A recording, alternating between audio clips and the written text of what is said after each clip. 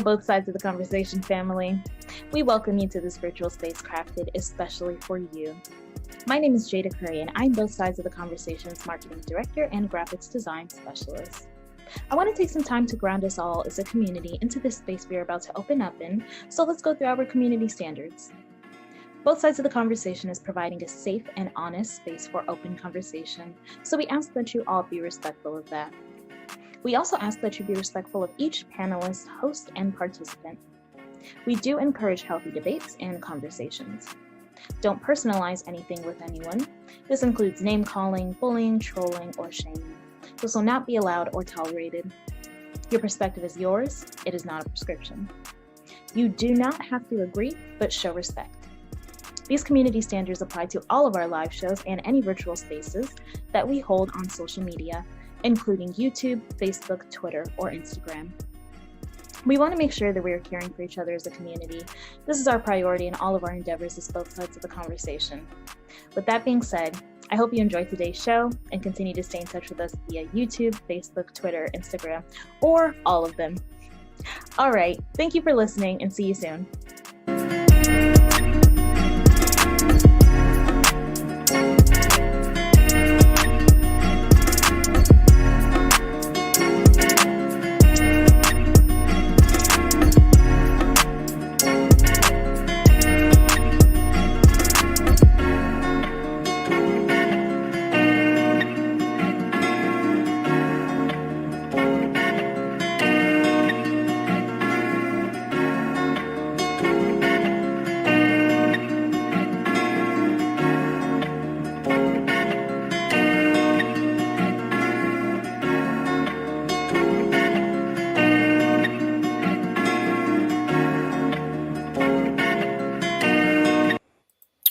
Welcome, everybody, to both sides of the conversation. I'm John Henry, Executive Director. Today is Sunday, so you know what that means. We're going to have another Sunday conversation. Today's topic is very powerful and very passionate to me as we talk about mental health in our community.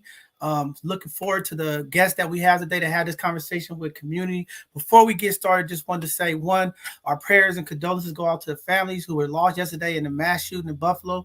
As you all see across the news articles, across social media, there was another hate crime in our community where an individual came into our community, gunning down folks in our community. And it's just heartbreaking that these tragic things keep happening in our community. Over the last year, there's been about 200 mass shootings taking place across this country, and it just seems like our community gets hit the most.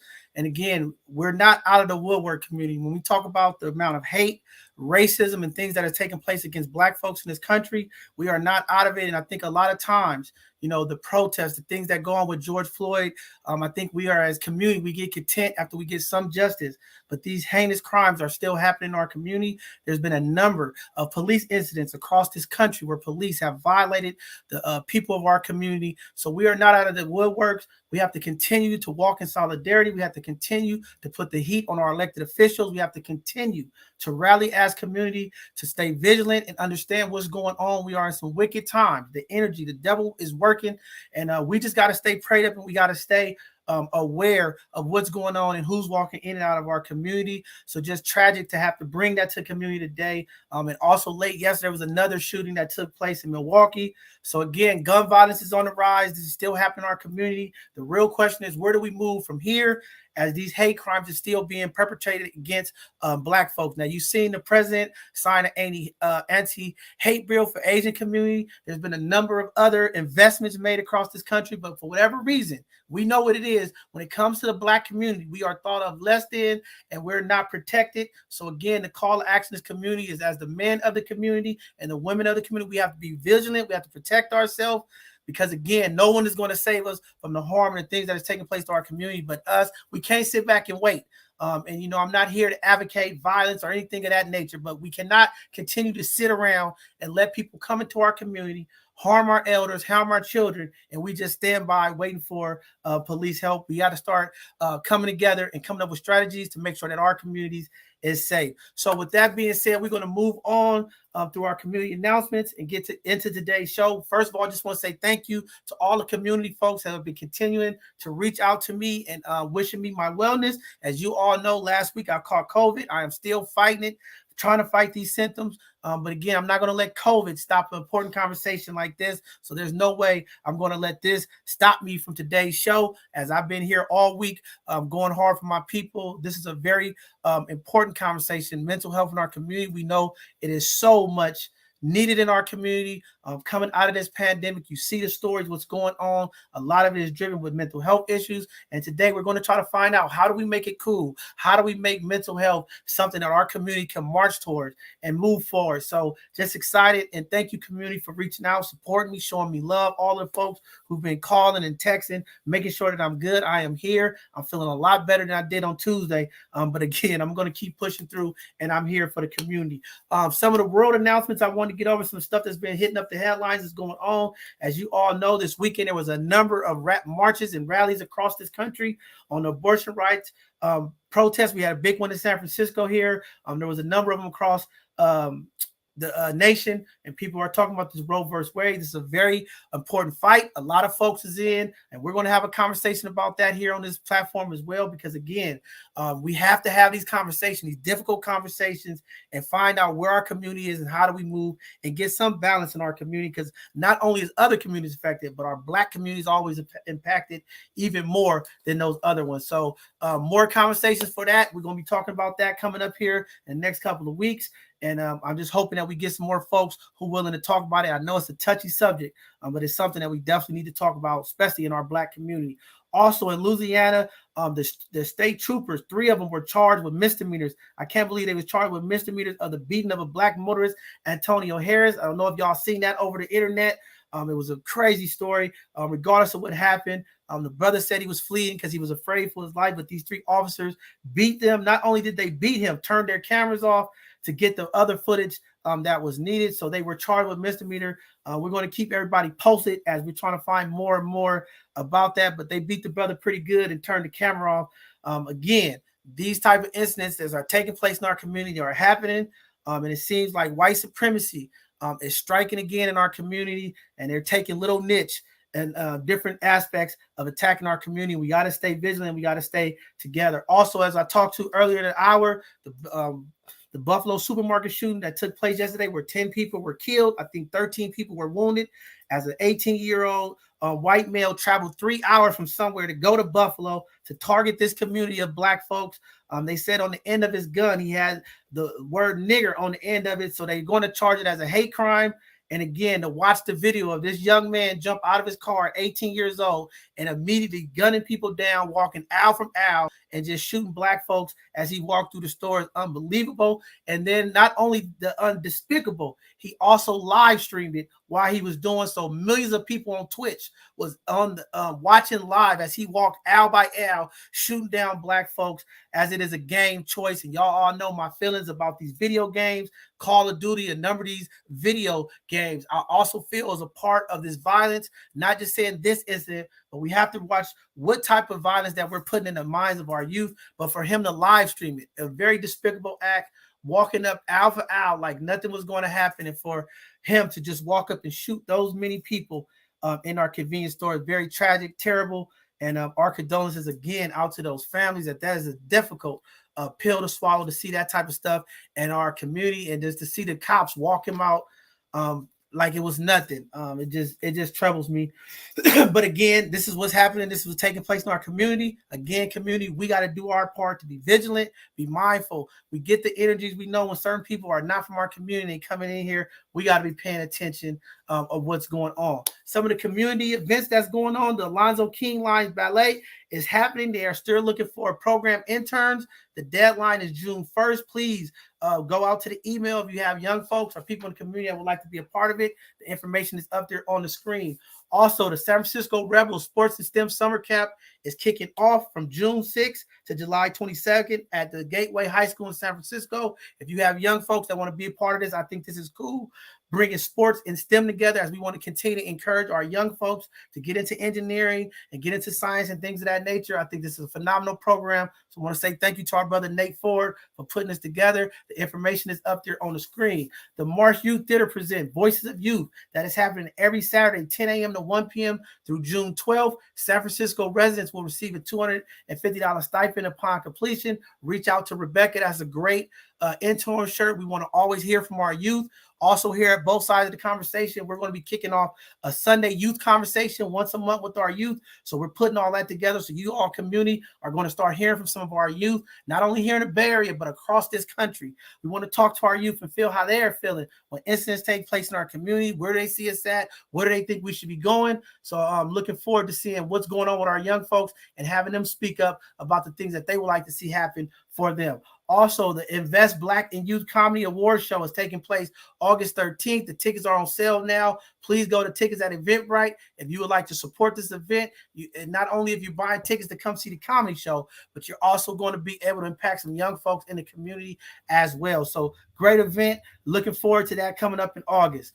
Also, Camp Mather is happening for the High Sierras. This is a teen outdoor experience that's going to be taking place August 25th through August 28th. The applications are due by May 27th. So if you have some young teenage folks that you would like them to get out into the mountains, San Francisco Police Department, San Francisco Probation, and a number of other city vendors and peace parks are coming together to put this 3-day event to bring youth all across the city together and get them out of the city and talk about some of the things that they're dealing with. Also teach them some outdoor archery and horseback riding and things of that nature. And they have phenomenal cooks that's going to be cooking for the young folks up there as well. So if you'd like to be a part of it, the number's up on the screen. Reach out to them for more information. I think they're going to expand the May 27th deadline to give folks a couple more weeks, as a lot of our young folks are transitioning out of high school, are transitioning at the end of the year. So please call to find out, to get more information if you want to be a part of it. As far as the both sides of the conversation announcements, if you would like to support both sides of the conversation, one way you could do is you could sign up on Amazon Smile and choose both sides of the conversation as one of your charitable donations. And every time you purchase something, Amazon will match 0.5% of those purchases to both sides of the conversation. No extra cost to you, but that's one way you could support. Also, we are still looking for volunteers, folks to come help out and support this outreach and this work that we're doing to help build up this platform to continue to push it through our community. It's a lot of needs, a lot of helps, no lack of experience or no understanding. We need spaces for all folks, but if you have something you want to bring to community, you have a great skill set, please reach out to us. We would love to have you on. This Tuesday, we're going to have another Hidden Gem segment. Every Tuesday, at 7 p.m., we highlight our Black and brown businesses, as well as our community leaders and organizations that positively impact our community. So we're looking forward for another live show this Tuesday, and we want to continue to push that out. This is a way for us to get our Black businesses out to the community, and a way for community to go patronize these businesses to help bring economical power to our community small businesses. Also, next Thursday, we'll have another educational Thursday. We're going to have Dr. Mo and a few folks from Rafiki going to be coming on talking about reparations. If y'all don't know, California has already kicked off reparations in San Francisco. We already have our reparations committee task force coming through and working and trying to put this together. But they're also going to be talking about Black health in San Francisco. That will be this Thursday coming up. It should be a great conversation. And then next Sunday, we're going to have a Sunday conversation. We're going to let you know before Tuesday what that conversation is going to be about, as our team is trying to put together. And it might be related to this shooting now, but definitely we're going to have a Sunday conversation next Tuesday. With that being said, Miss Tony's in the house. She'll be co-hosting with us. And with that being said, enough of me. Y'all heard enough of me. It is time to get into today's Sunday conversation about mental health. I'm going to start bringing up today's guests one at a time and let them introduce themselves to community. With that being said, I want to bring up Miss Debbie Butler. Welcome to both sides of the conversation. And wanted to introduce you to community and let them know what you're going to be talking about today in today's conversation. Hello, everyone. First of all, thank you to both sides of the conversation, to John Henry and everyone that's involved with this. Thank you for what you're doing. We definitely need this and much more of this. So thank you. Again, my name is Debbie Terry Butler, and I am, first of all, a retired senior mental health manager with Solano County Mental Health Children's Services. I've been retired now, yippee, for about 4 years, and I love it. While I'm retired, however, I work as a lead counselor at Mount Calvary Baptist Church here in Fairfield. We serve Solano County, we serve our members, we serve the community at large. And so again, thank you for allowing me to be here, and I'm excited about this conversation. Thank you. Definitely. We are excited to have you here today. Next up, we're going to bring up Brother Dexter. Welcome to the program, Brother Dexter. How you doing?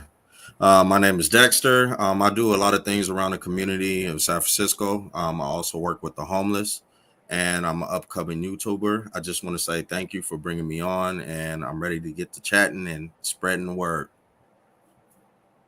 All right, I'm ready too. Miss Renee, I'm going to bring you up. Thank you. Hi, I appreciate for the opportunity to be here on this panel and having this courageous conversation about mental health. Yeah, my name is Renee Cage Watson. I am a licensed therapist in San Leandro. I am a wellness speaker trainer, and I'm a lifestyle strategist, and I help women leaders put the pause button on to overcome their stress and their burnout and their unfulfillment so they can realign with their purpose and live in their passion and ignite for powerful and meaningful success. But I'm most passionate about helping women get rid of the superwoman mantra, right? And look at self-care as a requirement and create their life around their work instead of the other way around. Their work around their life instead of the other way around. So I appreciate, again, to be talking about mental health because it's so important. Thank you. No problem. Thank you. We're going to bring up Miss Serena. Hello, everyone. My name is Serena, and first and foremost, I am a child of God.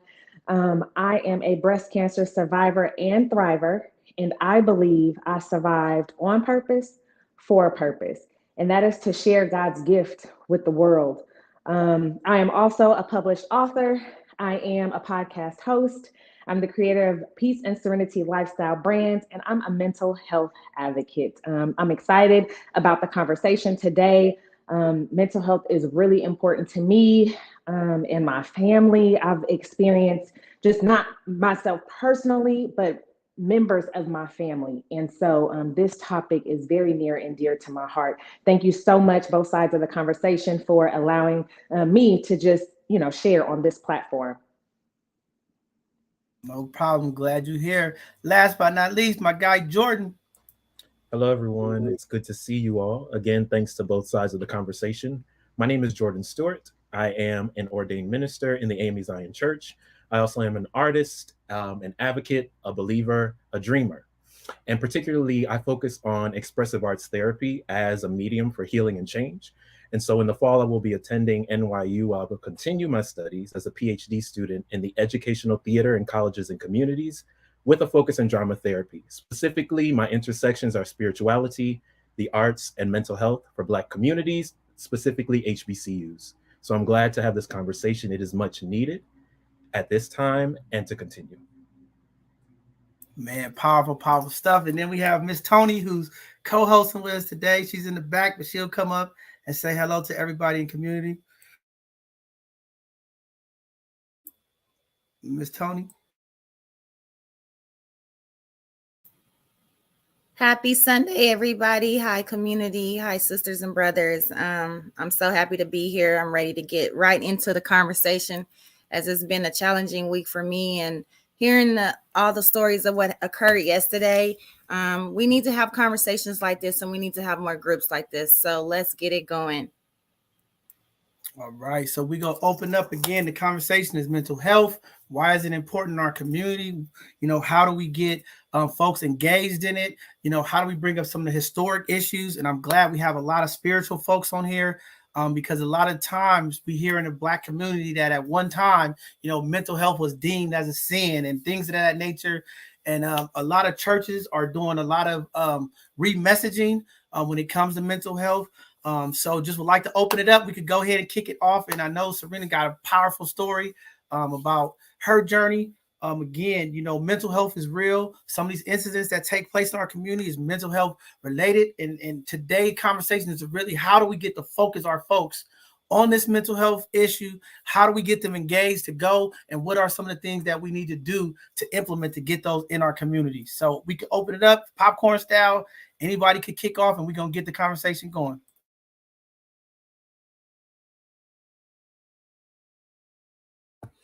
I guess I'll lead it off. I feel that mental health is something that is much needed and need to be taken care of as far as being Black. We endure a lot. So I feel that we need to see a therapy and also get mental health taken care of. One of the reasons is because a generational curse. I know I am going through therapy.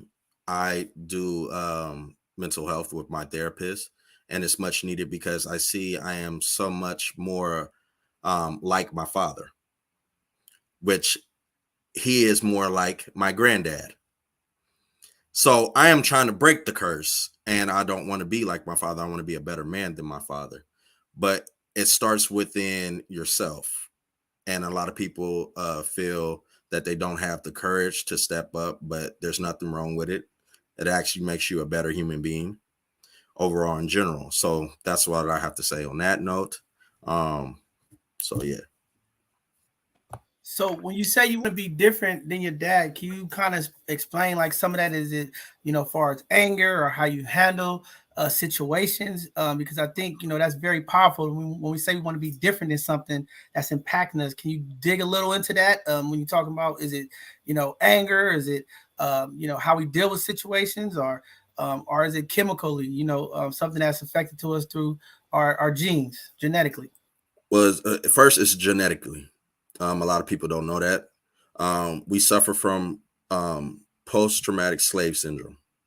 So as you know, that goes way back into slavery in our ancestor days, and is carried on through generational curse. My father is dyslexic, so he can't read and write. So that was one thing that I feel I had to carry that on me, as far as like being educated, going to school, getting good grades, and to be the successful one.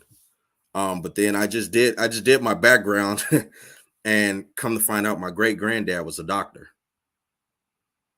So it's like, okay, well, we have somebody that's successful in the family, but I'm trying to continue to keep carrying the good and not the bad. My father wasn't a very good communicator. With my mother. My mother and my father are still married, still together, still in the same household.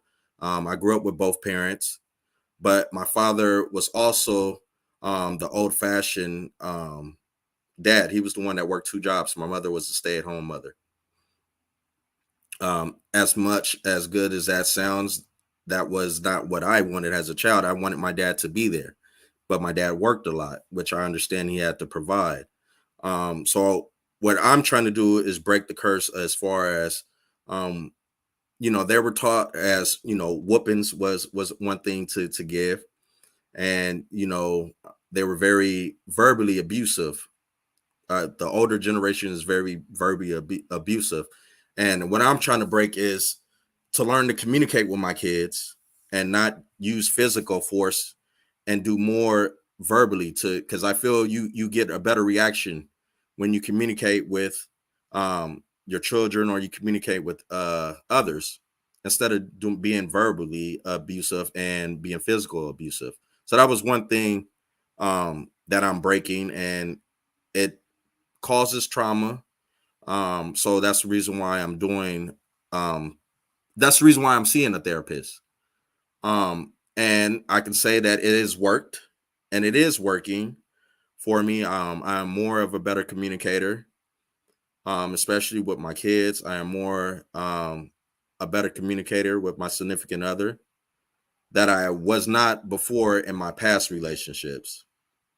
So that's what I have to say about my father. But there's more but I'm not going to talk about all that. It starts right there.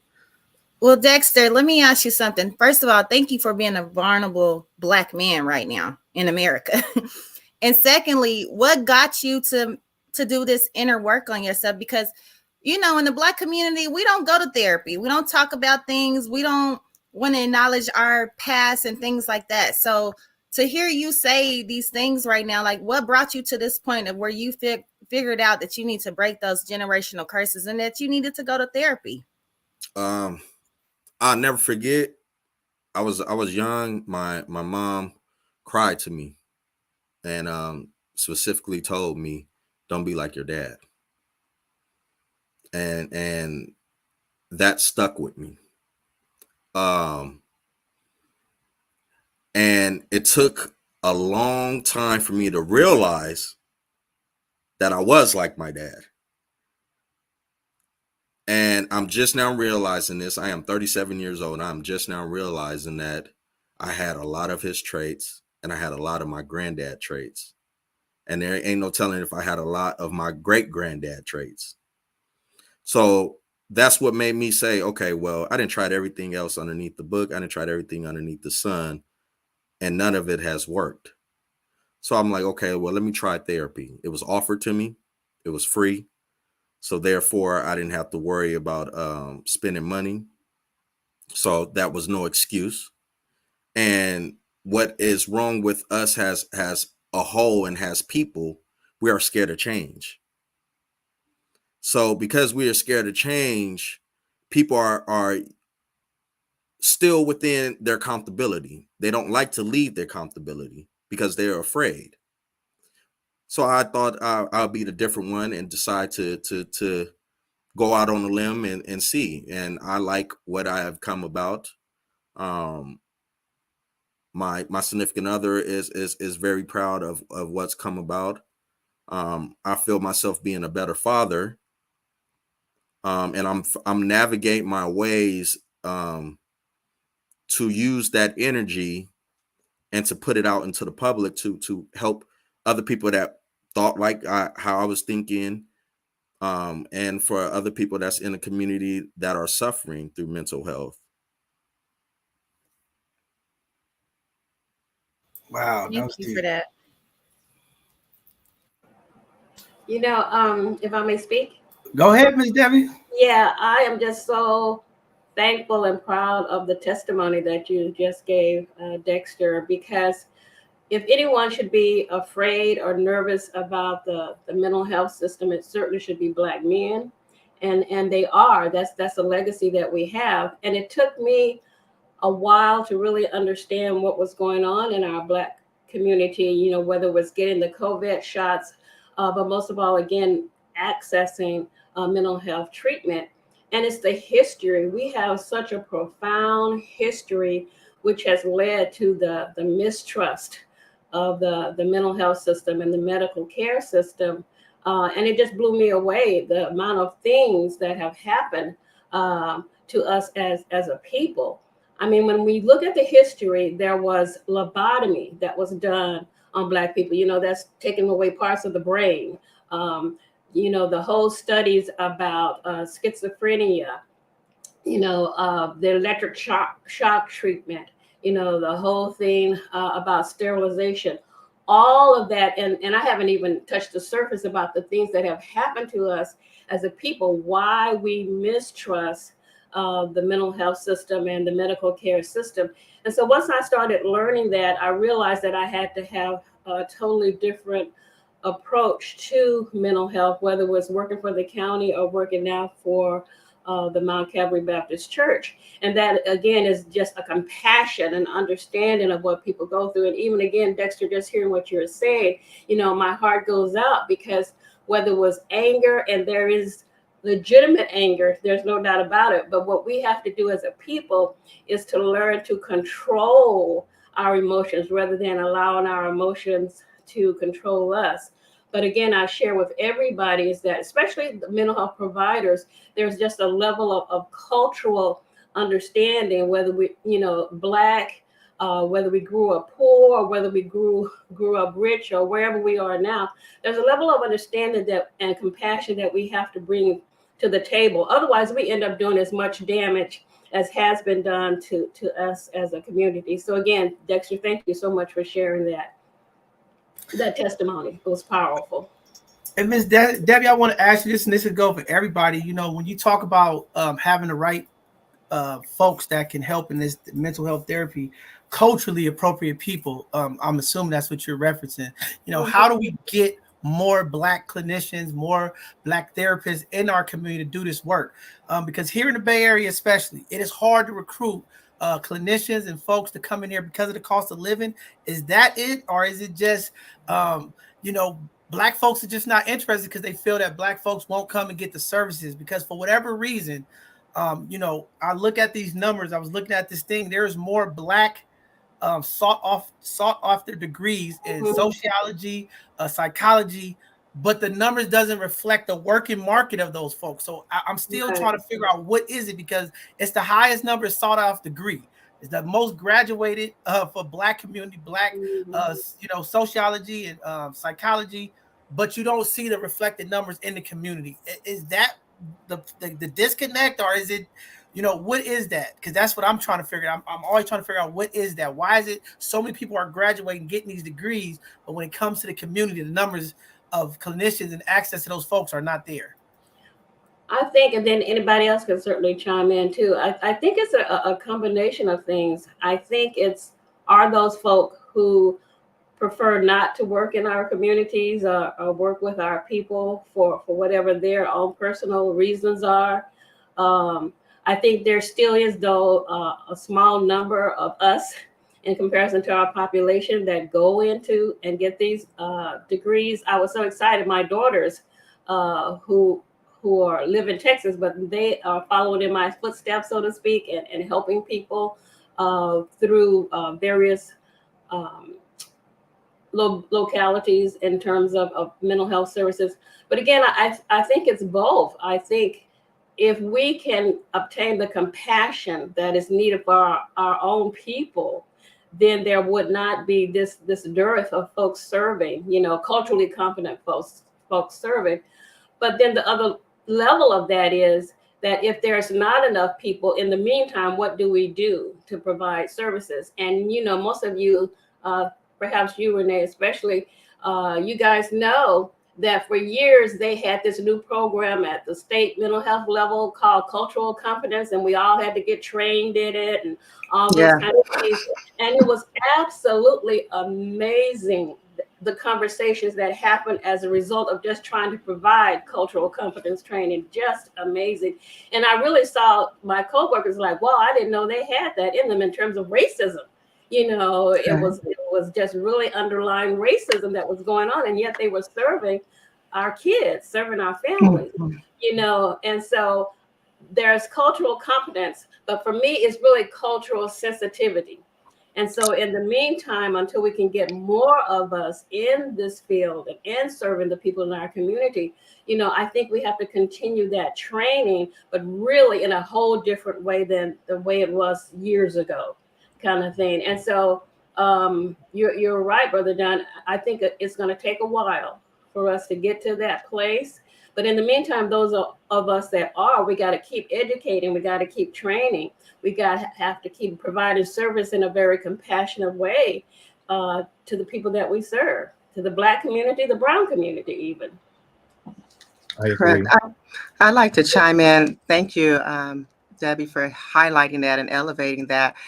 You know, when I was looking at the numbers, as far as it's like 5% that African Americans or people of color represent the mental health field. And it's when I get clients that come in front of me, they are so thankful to say, finally, I found a Black clinician.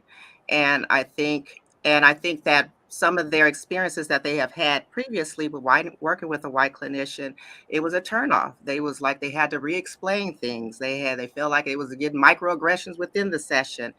So I think that also is a deterrent. It's just not enough of us out there. So it's access. It is definitely access. But I think also if they create other programs to do recruitment. So when I first became and got my MSW, I went through, it was called a Type 4E program. And so it was a recruitment. I went to UC Berkeley, and it was very competitive, and they recruited, it was only 20 people was able to get into the program. And the program was geared to recruit more people of color, minorities in child welfare. And then I believe if they create more types of programs like that to actively recruit, because it's a resource thing, that program paid for me to get my basic. I got my master's for free at UC Berkeley, right? And so with that, I was able to go into child welfare. I've actually been there 20 years and then get my license and so forth. And so I think if you create these types of programs to actively recruit, and then also have some resources behind it, then I think we will have more people who are more people of color who would be able to get into this field. And then just more education. I think just normalizing this conversation, just having these type of conversations, like this is a regular conversation, like, hey girl, I went to see my therapist, just like it's regular, it's fun, it's fun. I got a therapist, you got a therapist, I got a therapist, we all got a therapist. It's just like, make it a normalized thing. It's like going to the gym, right? You go to the gym, you get a trainer. You go to the financial, you get a financial advisor. Mental health is just, we all got we all have emotions. So it's just having your person.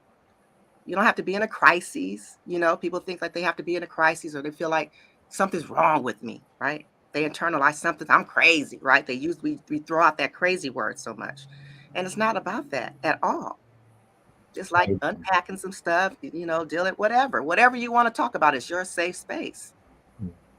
I agree, Ms. Renee. Oh, May I chime in? Yes? Yeah.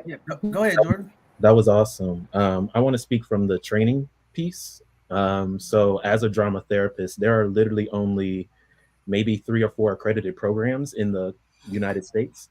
And majority of them struggle with how to train Black people. Specifically, drama therapy is an embodied approach. So you're asking me to not tell you how I'm feeling, but literally embody my story and share my story. So I'll speak from my perspective. In San Francisco, I was at a school where I was the only Black boy in my entire cohort. Didn't have a professor, didn't have anyone who looked like me. And I'm coming from Howard, right, to these master's programs where I see no one who looks like me. And so I challenge the question, how can we become what we do not see? And so for our communities, it's not there. We're not very present, but I think what we're talking about is also how do we language these things that we want to say? Yes, we now know the word trauma, but there's still some communities who don't know that you're going through a traumatic experience, right? If we're speaking about the spiritual communities, a lot of it is just still not happening. And so I challenge, it's a way of recruitment for sure, but also creating that access and actually literally creating programs. A lot of us cannot afford to continue beyond the master's degree, to pay for the licensures, to pay for all of those things that add up, which is why I think a lot of us are missing from the field. But in particular, it mirrors education. So the same problem is there's not enough Black males teaching, but I wonder how many Black males had a great experience in education, so much so that I want to become a teacher, right? And so if I never interact with a therapist, if I never actually go to a spiritual care worker, it's not a part of my world. I have a whole bunch of other things that I need to worry about. And so now we do go to social media. We do go to these influencers who are speaking things from perspectives that may be true or may not be true, but they can kind of help people through who don't have the money to afford some of these services. Wow, very powerful. Before you go, Serena, I just want to ask this because, Jordan, you made a good point that I'm always, struggling with, when it comes to these conversations about, how do we get the people to do this work, and we talk about you being the only Black male in the school. I mean, we find this all over the place, and it's almost like it's intentional in a sense, like, you can't, so many things that's labeled and hold us up, but it's like, how do we get to that point where we turn that leaf, and unfortunately, the access to service is not there. And we, and people always talking about, you know, this mental health thing. And I'm always asking, especially when I have folks like you all on here, is what does that look like? Right. Because I think in our community, we start getting sloganized with things, right? You know, it's like now in the dating scene, ever since Kevin said, everybody's talking about red flags and this, right? But we really don't articulate what that looks like, right? And I think that's one of the things that I hope throughout the conversation, that's what we wanted to see. Because I hear all these people talking about, I'm healed, I went through therapy, I did this, right? But they're not really like, what does that look like? When you say I'm healed, what does that look like? I'm taking care of myself. What does it look like? We hear the words, but we don't see the actions. And I think that's some of what our community also needs awakening to, and wake that part of it up. Like, what does that look like? It's easy to say, oh, I went to therapy, I'm healed. Well, what was the steps? What did you go? What does that look like to me as a person? You know what I mean? And that's what I would definitely want to get out, you know, as the conversation pursue more, because again, we getting into this culture of everybody's putting out slogans, we're trauma, but what did this really look like in the present day, and how do we address it? Because I think that's where our community, we can identify now, but how do we put the work in and do it? Serena, go ahead. I'm sorry for cutting you off. Go ahead. No. It's totally fine. It's totally fine. I want to piggyback off of what Miss Renee said. I'm on my phone, so I can't see. So Miss Renee, um, having an outlet.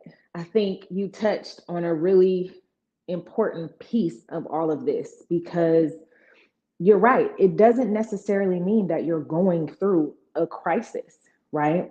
But just having somebody to talk to, having that outlet and having that safe space to free your mind, y'all, because, you know, our thoughts, they get cluttered, right? But just a safe space to just let it out, because it's better out than holding all of that stuff in. And I am a perfect example of that, you know, with my breast cancer diagnosis. Immediately before my diagnosis, I was going through a deep, dark, you know, moment in my life. And I held a lot of stuff in. And I'm not saying that, you know, like the stress that I was dealing with, I'm not saying that caused the breast cancer. But I am saying it didn't help it. And, you know, mental health, we are at a place in our community where we're talking about it. We're having those conversations. The awareness is there. And I'm with you, John Henry. We need to move past the point where we are just having the conversation and actually doing something about it. And so yeah, I mean, as far as not having enough providers and clinicians to help us, right? A lot of people who have even tried to go to counseling may have only tried it once or twice. And then they stopped going because they didn't feel like they were being understood. You know, there's provider bias out there. You know, it's so good to hear that the clinicians had to go through this cultural awareness, because it's real. If you're sitting there talking to somebody who just can't understand or fathom what you go through just as a human being, right? Just in life, it's kind of hard to just continue going to this person and talking to them, you know, when they don't understand. So that's what I wanted to say about that. Right. I think that's very, very powerful. And Serena, you know, you have a powerful story, and, you know, we've connected and talked about, because when you talk about the mental health component, I mean, you going through what you went through, there was 3 components, right? You had the mental part of it, the physical part about that. You know, I watched you step by step go through your journey. And I mean, I know you know it weller than me. I mean, I peeped in and kept, you know, did the part to keep you motivated. But how did you do that? You know, because, you know, I hear people who going through the same type of thing and they can't deal with it like that. You know, you lose your hair, you have the physical thing, you're going through chemotherapy, you're doing treatment, you know, not only the mental part, now you're going through the physical part as a woman.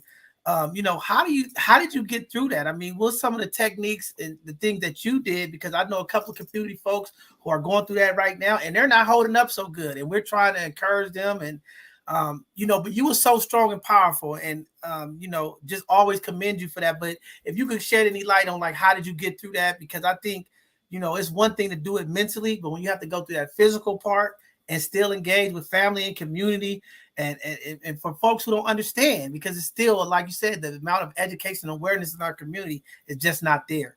But if you want to shed a little light on that before we pass it on, I think that would be great. Absolutely, absolutely.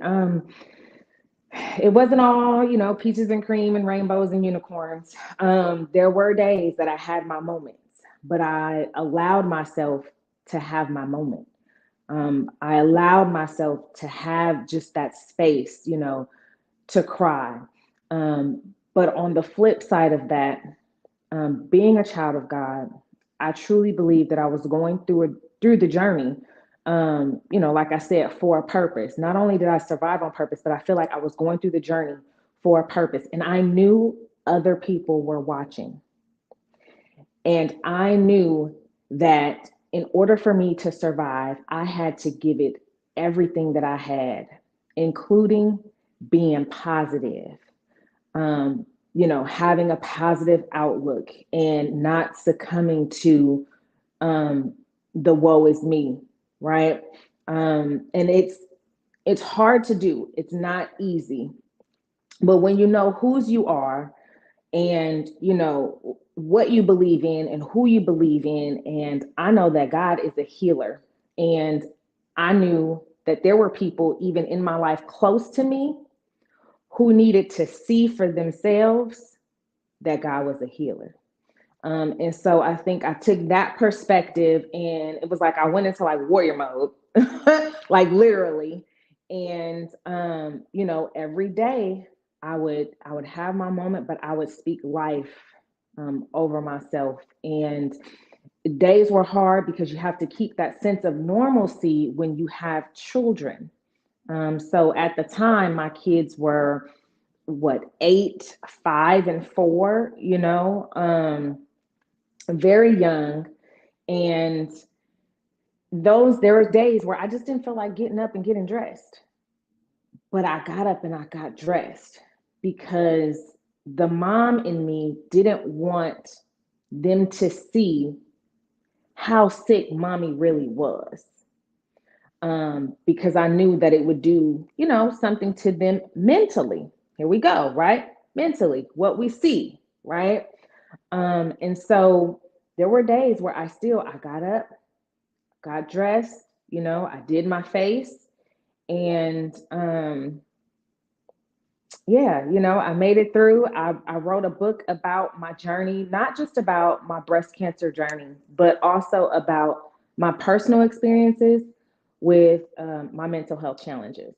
And I talk about the sad woman syndrome, which is stress, anxiety, anger, and depression. I experienced all of them. And I agree with Miss Renee. We have to move past this Black woman, this superwoman schema, right? We saw our moms and our grandmothers, they were strong to us. We're looking at them like, oh, they strong, right? They were handling it and dealing with a whole lot, not knowing and fully understanding exactly what they were feeling and going through because they didn't talk about it. They just got up and just went on about life. They didn't talk about it. And so I think, for me, I shared my journey with people. I shared it, and that helped me, in turn helped me. They're saying, oh my goodness, you're such an inspiration. And oh my goodness, like, you're doing so good. I don't know how you're doing it, but you're inspiring me. And they don't know, but in turn, it was feeding my soul and feeding my spirit so that I can continue to push through. And so when you ask, how did I do it? I think just being transparent, being open about my journey and sharing it with others. And I like helping people. And so the fact that I can give somebody else hope and holding on to that, staying prayerful, staying positive is what helped me get through it. Wow, powerful stuff. Anybody else want to jump in there? I want to agree with you on that one. It's the same way for men. We were taught to be strong, never cry. When you fall, get up, keep going. But it's okay to cry. It's okay to show your feelings, and I feel that we were taught to be dominant, powerful, leaders. But sometimes you need a co-leader too. And a lot of people don't understand that. Whether that's your significant other, whether that's your father, whether that's your mother or your best friend. I know what messes up a lot of things in today's age is social media. A lot of people vent out on social media, but then you get negative remarks coming in. That's the wrong venting out. Instead of, and when you hear the word, for me, when I was younger, when I heard the word mental and therapy, I automatically thought crazy.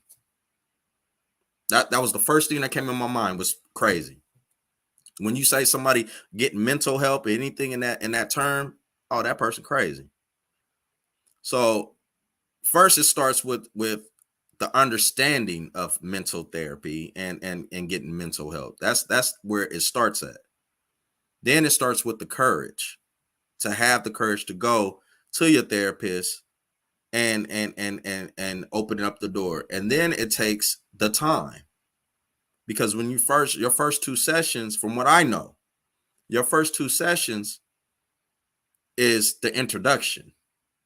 It don't start getting deep until your fifth or sixth session. So me allowing the time and me having the patience, and I am a firm believer of God, so I want to agree with that.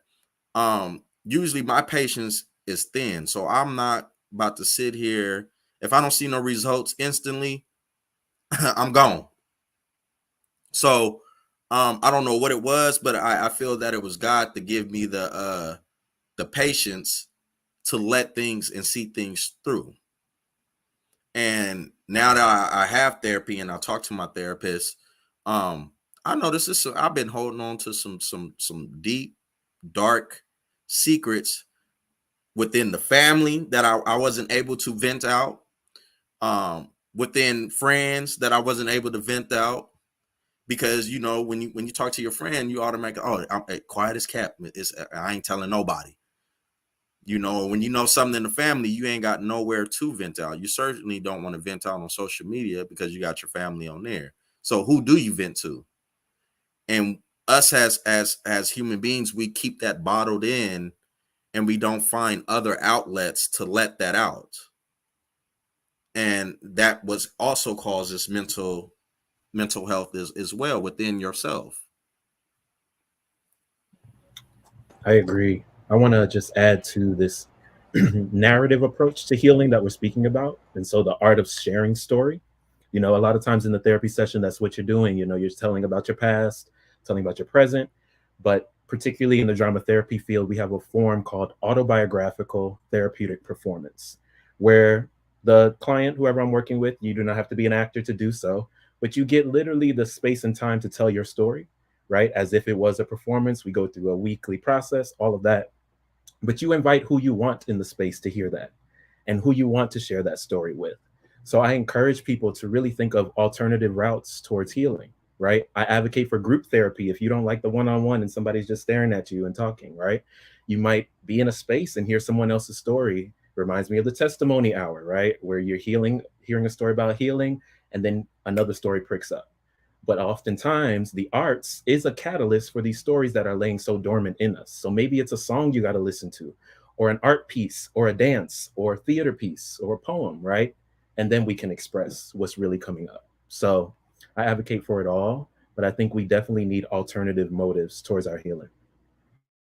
Yeah, that's very powerful. I agree with you. We got to get it off our chest. That's why I say I'm gonna start a segment that's gonna be called "Get It Off Your Chest," and they just come in there and get it off their chest, because sometimes that's what we need. But before you go, Renee, go ahead, Renee. Go ahead. No, go ahead. No, go ahead. I'm gonna think of something, but go ahead. Okay, for him saying getting it off your chest and finding it different expressive ways, one of the ways, very typical way of where you can get it off your chest is journaling. It's just because we just have all this emotion just pinging around, ruminating and so forth, and just writing it down, just getting it off, just writing it, looking at it like, oh, okay. I remember many years ago when I first worked with a life coach, maybe it was 15, 17 years ago. And one of the assignments was, she said, write your story. And it was so healing and profound for me to, I read it and I was like, gosh, damn, I went through all of that. And, I have my own childhood trauma, and I feel like that's what led me into this field and so forth, going through that. But writing your story, acting out your story, but we all have a story. And and we don't know how our story can impact someone else, how it can heal and help someone else. But leaning into your own story, and I call it the good, the bad, the ugly, whatever, it's yours, right?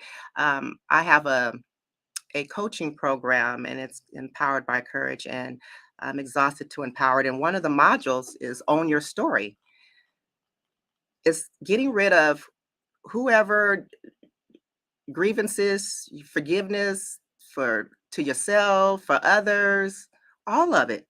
Because you can't move past it, you can't grow, you can't heal until you accept it and just get an awareness of it and an acceptance. Like, okay, this is it. Now what? What's next? Right? So own your story, write it out, act it out, but you got to get it out. And we all got a story. Wow, very powerful. That's why these conversations are happening today. That's one thing that we believe here at both sides of the conversation. Through communication, a healing process begins, Right. and we definitely got to get it, continue to have it. But I think it's really powerful for Jordan and Dexter to be here. I just want to give you guys an extra, shout out, because I believe, and I've been saying this, to really move the Black male mental health, is we got to get more brothers who are vulnerable to come on and tell their truth. Because we hold it in, we suffer in silence, right? And in that silence, you see the reaction of violence and some of the things that take place with that self-hate. And every chance we get a Black man to come on and talk about the depression, talk about the anxiety, talk about some of the things that impacted them and then their journey. I mean, I just think it's very powerful. So I'm just honored to be in space with you all. But Miss Debbie and Jordan, I know y'all talked about the religious realm, and I know we talked about how the negative impacts of social media over the years in our worship spaces. Mental health has been weaponized as demon and sinning and things of that nature.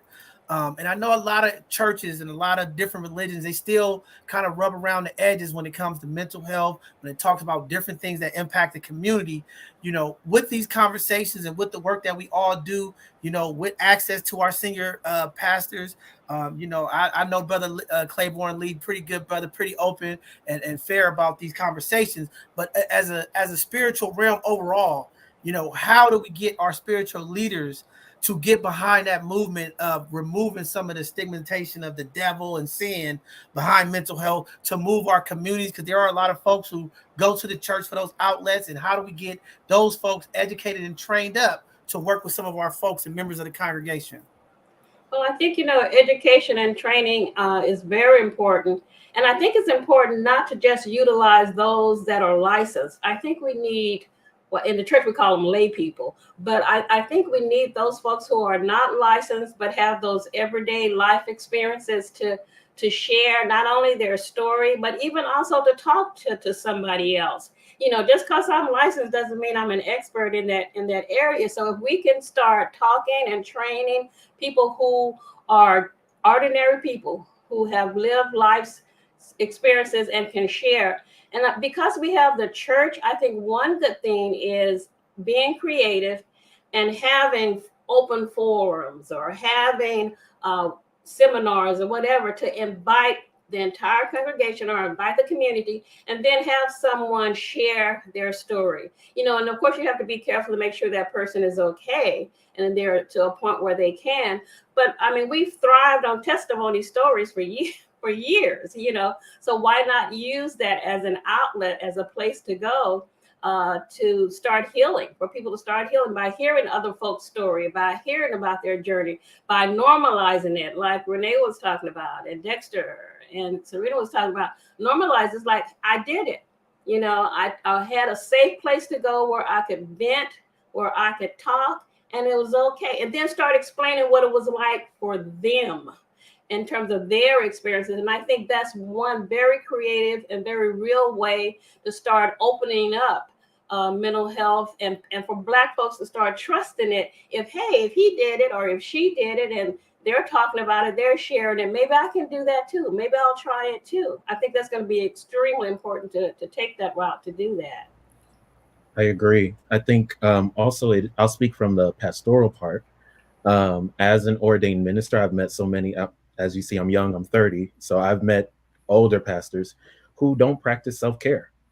And so it starts there, right? They don't go to their own therapist. They don't take days off. They don't use the PTO, right? And so I go back to how growing up, I always heard people say, well, my pastor said this. And so they read it as true.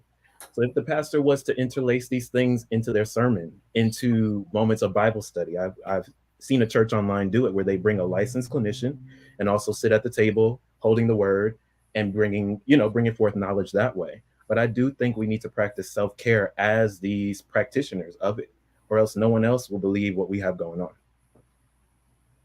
Man, very deep. Now, since you talked about self-care, again, I want to pivot back what I said. What does that look like? You know, so Renee, Serena, Debbie, Dexter, that's what I want our community to get, because I hear these slogans, these self-care, get self-care. What does that look like? So the average person out there who's not in that realm, what does self-care look like? Can we give them some gems and some tools of what self-care All right. looks like? I got you, Don. Self-care means saying no to things, having boundaries with people. Self-care is making your list and doing what's on your list first before you start doing everything for everybody else. Self-care is not, for women, it's not just going to the spa, getting your nails done and all of that. It's pausing.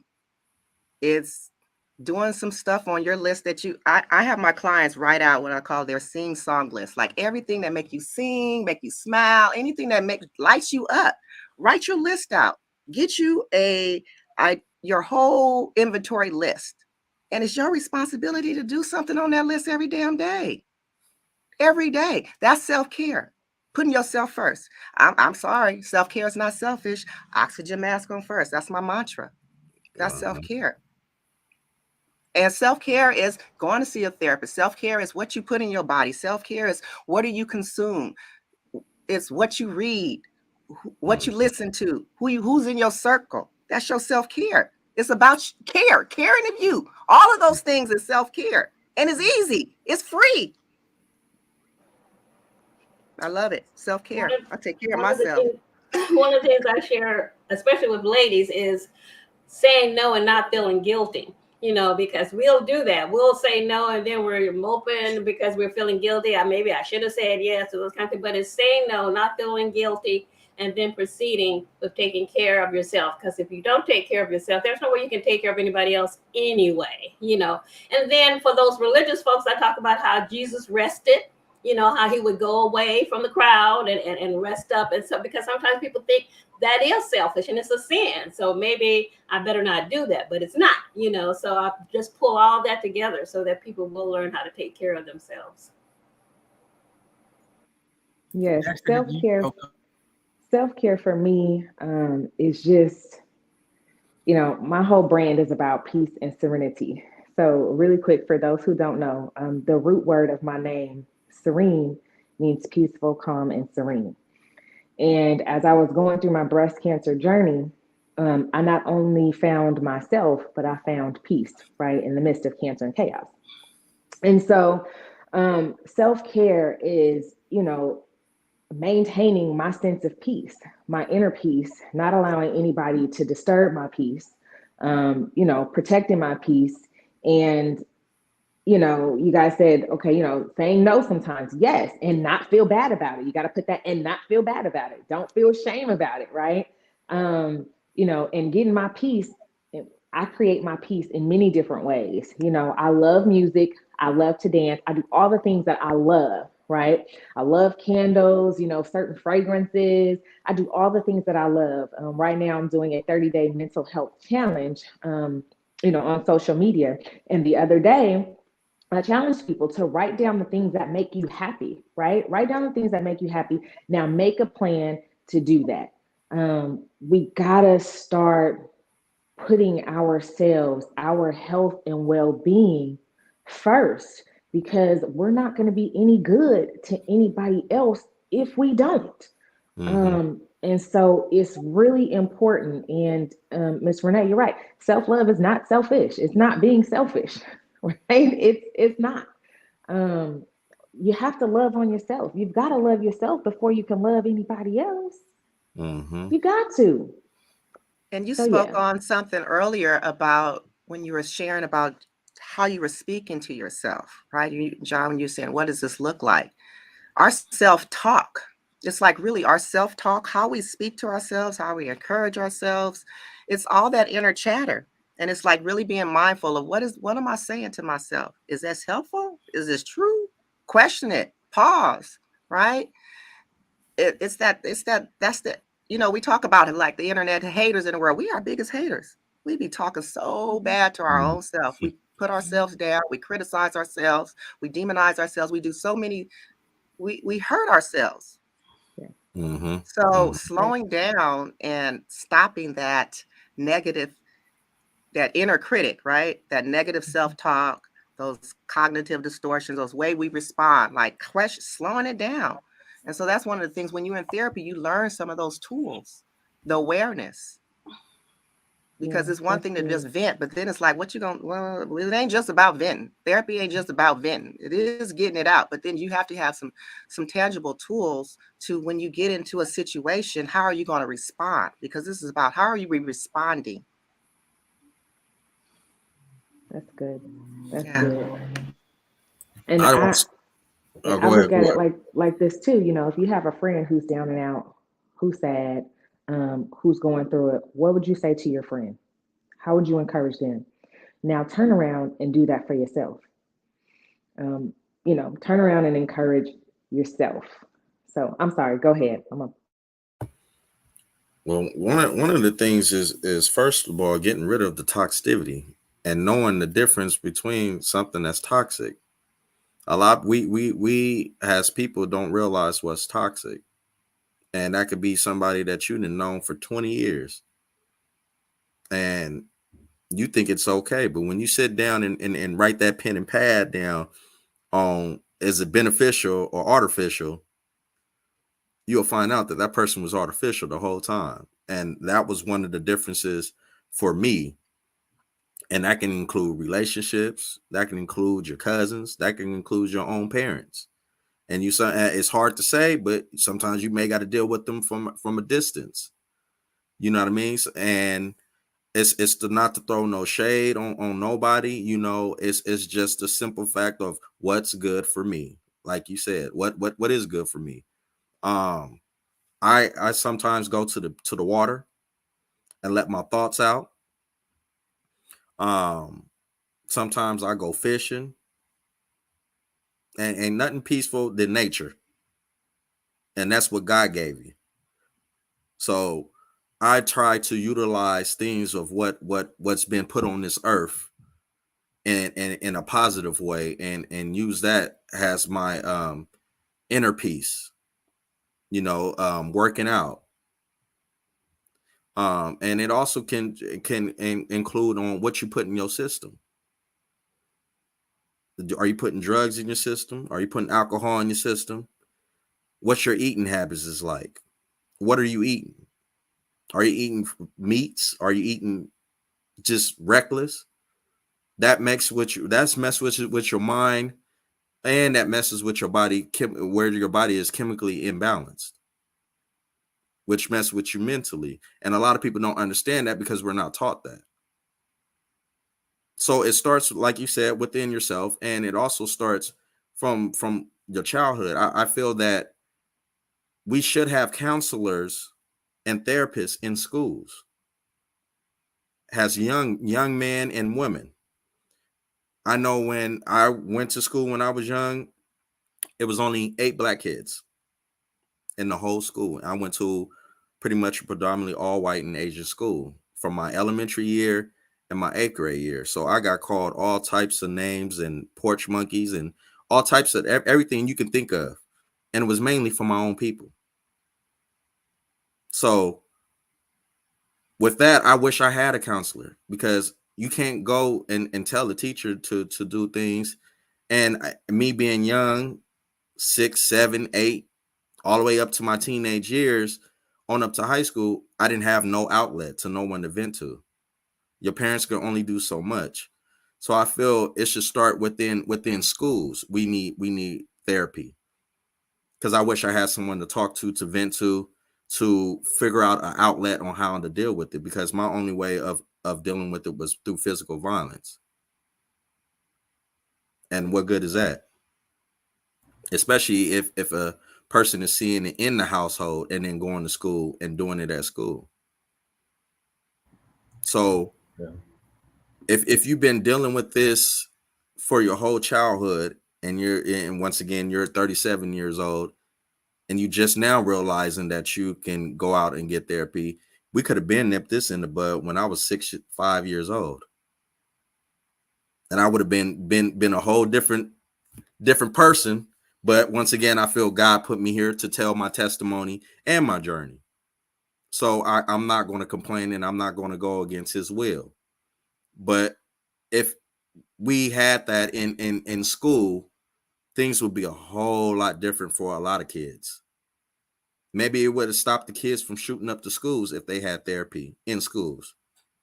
It would have saved some lives. And I feel that we got all this money to put out to give, but they're not doing nothing for the youth. I agree. I think even now with the pandemic, I was an arts educator in San Francisco prior to this past month. And so many stories came through that we just couldn't understand how to continue to teach them while they were going through their own social and emotional issues. And so hearing adults now talk about it, it is that now they're offering social emotional curriculum, but we're doing it at the end of the school year after they came through whatever they came through. And a lot of them had to go back into these sometimes toxic environments.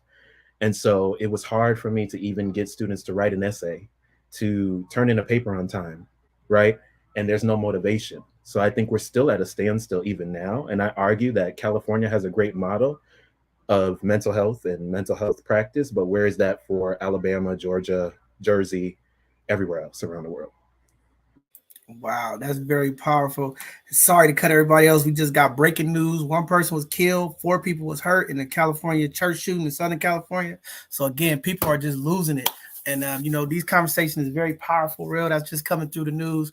You can't even go worship without people doing things. It's terrible. But Dexter, I wanted to unpack something that you said earlier, and I think in our community too, because we don't have that education awareness of how to deal with each other when we talk about getting services or getting access. The trauma bonding in our community, right? It's a lot of trauma bonding. And I see it on social media. I see it through conversations, right? These folks who got these traumas and these issues, and they not healing, but they bringing other people into the drama, and it's impacting our community. How do we do that? And you talked about the food. That's another thing that I want to talk about, what's triggering some of this behavior in our communities. When you look around the Black and brown community across this country, it's more food apartheid, more food deserts. Even in San Francisco here, you go into a Black community, there's not one grocery store that's producing healthy food for the community, right? We live in these toxic areas. We live in places where there's radiation and lead and the different things. Part of this mental health piece is cleaning up our environment and making sure that we have access to those resources. And this is what I'm saying. The investment that America put into fighting COVID, how do we get that type of message into fighting mental health in our community, especially on the health economic, realm? Because these communities that we live in, typically Black folks are placed in areas where there's high toxicity, high environmental, chemicals, food deserts, and all these natures, and we still expecting folks to come out and not have the mental stress that is going on. How do we fix that as a community? I mean, when we grew up, at least when I did, it was home cooked meals. But now everybody's eating fast food. Everybody's, 3-second meals, instant food. How do we change that model and really educate our community how important the food is to our mental health on our day-to-day? Well, one thing is that, as being American and being here in America, we always just trying to beat time. And you have to understand, you can't beat time. Time is going to keep going. So with all this fast instant this and instant that, yeah, it's quick, it's fast, it's in a hurry, but what's really in it? What it really is you putting in your system. And one thing that we don't, like I said before, is that we don't like change. So if you are willing to change and you want to change, you can get out and go out and do something different. You can go across the bridge. I know a lot of people in Bayview that ain't even been across the Bay Bridge. And that's sad. That's sad. You couldn't even go across the Bay Bridge, and that's only 30 minutes away. So one is scared of change. One is scared of one is the atmosphere that they're in. So it starts within yourself. You have to be willing to change. Because if you don't willing to change, you're going to get passed up in this world, because the world is still spinning. The world is still going. The energy is still moving. And we are still revolving. So if you're not going to revolve and you stuck back in the 80s, but we in the 2000s, how's that working? And once again, the big word is change. We have to change within ourselves.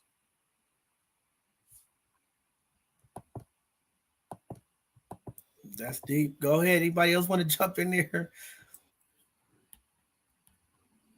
I was going to say change is constant, whether we feel like we're doing something or not. There's an outcome. So whether we are actively doing something, there's a consequence for it, or not doing something, there's a consequence for it. So it's just, and I think the messaging to bring more awareness, I just feel like people just don't understand the possibilities, right? It's just that we're just kind of, like you said, stuck in a certain time zone, and we never question it.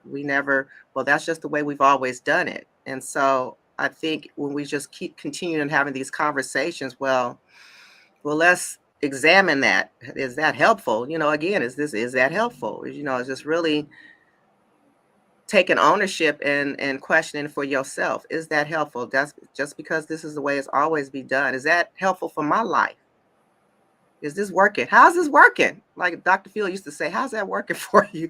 And so it's just really questioning.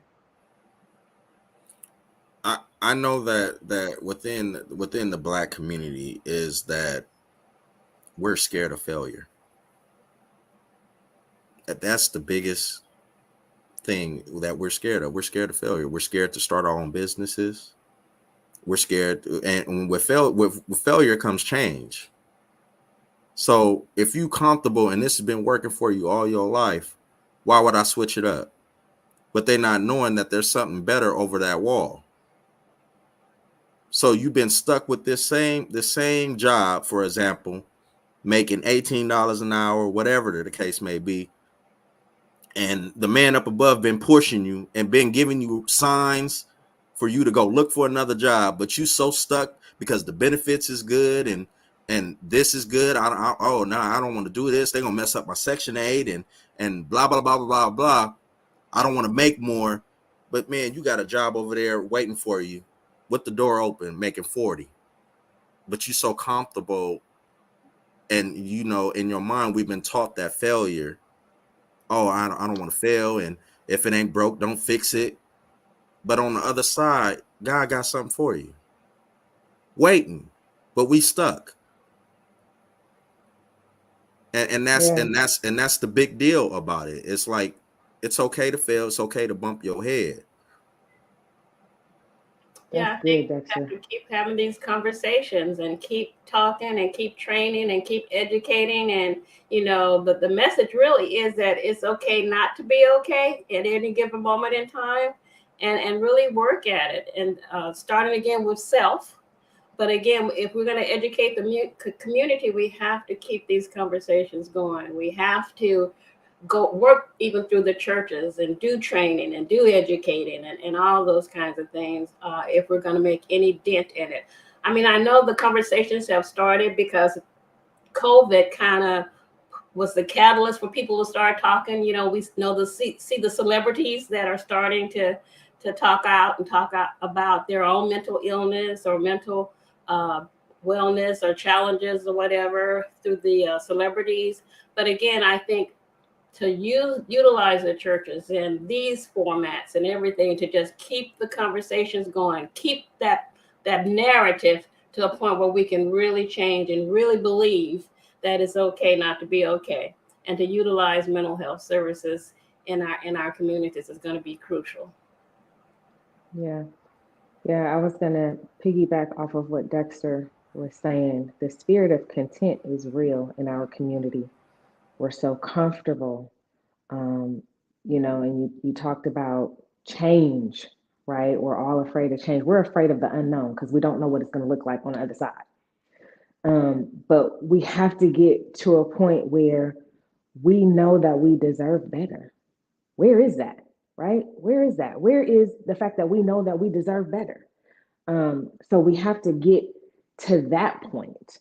I also wanted to piggyback off of what Dexter said about getting mental health services in the schools, counselors in the schools. I'm not sure if everybody knows, but I'm in Texas, but I was born and raised in San Francisco. I'm from California, went to school with John Henry, but I am in the North Dallas area, and haven't really announced it yet. Well, I guess I'm announcing it now. I haven't really announced it yet, but I started a 501c3 nonprofit organization in February. The goal is to help youth, help children understand what they're feeling and what they're going through, teaching them the tools, the tips, the strategies, and teaching them how to communicate what they're going through. I think if we, teach them while they're young, as they grow older, we will have adults and generations to come who can better manage, right, what they're feeling. Not saying that you won't feel these things, because we will, right? But what do we do about it when those times come? And I'm really excited about it. I think it's really important. Jordan, I'm gonna have to get with you because we are focusing on healing through the arts. And so gonna get with you, but yeah, I think it's really important. And I went that route. I'll tell you guys why. I went that route in addition to helping like overwhelmed moms, but I want to help the overlooked child, because there's a lot of people out here who don't believe that children can be depressed, that children go through anxiety, that children can be stressed out. There's so many people who just don't believe that, right? They shy away from it. Oh, just a child, right? No, they have those feelings too. They go through things too. They experience trauma too. Many of us, we're still dealing with childhood trauma. So it's a surprise to me that a lot of people don't believe that children can be depressed. And so, I want to advocate for the children because they are our future, right? And, if we keep living, problems and solutions evolve, right? They keep evolving. And we just have to continue to push the conversation, but also continue to push ways to help people deal with it, manage it, and get through it. Man, that's very deep there. I always say one of the things is we have to connect before we correct. And I think that's what we all kind of putting together in so many words. How do we connect with our community, our young folks, to connect them? And then we could correct some of the change behavior in our community. But Jordan, I definitely think it's very powerful, because I think for Black folks, right, we talk about our Black folks, I think our children learn different than most other communities. I think the arts is very powerful. I watched a teacher on YouTube the other day teaching kids mathematics who folks said they couldn't learn mathematics, right? But because they liked the music, he tapped in their multiplication through music, right? So it is about being, open in different realms. And I think we got to really, for our community, figure out how do we create those Black hub schools, get the Black teachers that can help educate our kids. I just don't believe, I know our young folks are so geniuses in so many different ways, that it just got to be brought out of them. And to Dexter's point, I don't think that, and that's why I'm glad you came back with, it's the unknown, because I really think it's the fear of the unknown, right? Is what's really holding our community back from advancing. It's not so much that we worry about failing. I think it's just the unknown, unsure, that not what if I leave my job, is there going to be an opportunity for me? Or if I do this, the unknown of what that outcome is going to be is what really paralyzes our community. And we got a powerful sister coming on next Tuesday or the following week to talk about her journey, how she left a 6-figure corporate job, do her own business, that leap of faith. And I think, a lot of it is putting it back onto us, right? And I just think that unknown is what really tampers our communities from growing. When you talk about people not leaving Section 8, that mentality of unknown, like, if I make too much money to leave Section 8, if I get this job and I lose my job, then how am I gonna pay the rent? It's just this systematic thing that really defeats us. And, it's so much of that systemic racism that's in that, and I think that's why I'm so big on Black folks when it comes to ownership and owning their own businesses and doing things Black owned. Because I think that's where the power, comes within our community. And I'm going to keep pushing that. I'm always going to support Black businesses. I'm always going to do everything that I can do Black, because I think it really enriches our community. It brings that courage and that confidence that we need, because we only can lift each other up. It ain't nothing that the other coaches can do, to lift us. We have to do it ourselves and being accountable. And I know a lot of folks are talking about they're burnt out, they tired. And a lot of these leaders, I see it sometimes in the spiritual realm, people, I'm burnt out, I'm tired. And I'm like, well, go on and move over. You get what I'm saying? How do we get our community to pass the torch to the young generation? I fight this fight every day with some of our leaders of our organizations and our communities, right? I'm tired of it. I can't, it's like, okay, you did 30, 40 years of service. If you burnt out, move on, because you're holding up the pie for the young folks to keep moving forward. But they don't want to give up the money. That's the biggest thing we find out. They don't want to give up the money, but they don't want to do the work. And we need people like all you folks here to continue to do what you're doing, to do the work and to move our community forward, because I believe that young folks, adults, families, hearing these messages and seeing people actually walk it is what we need to see to move our community forward. And that's why I appreciate everybody really talking about what things look like, because sometimes our communities just don't get that. And it's like, hey, we got these influencers on Instagram, they doing this, but they're not really telling people how to get there, right? You just see that I got 5 cars, I got this, right? And it's not really advancing our community. Again, our community's been suffering with so much trauma, self-hate, turning against each other, crab in a barrel mentality. We are so afraid to see each other evolve. And I don't know why. And I'm really working on trying to break that down. Like, it doesn't matter.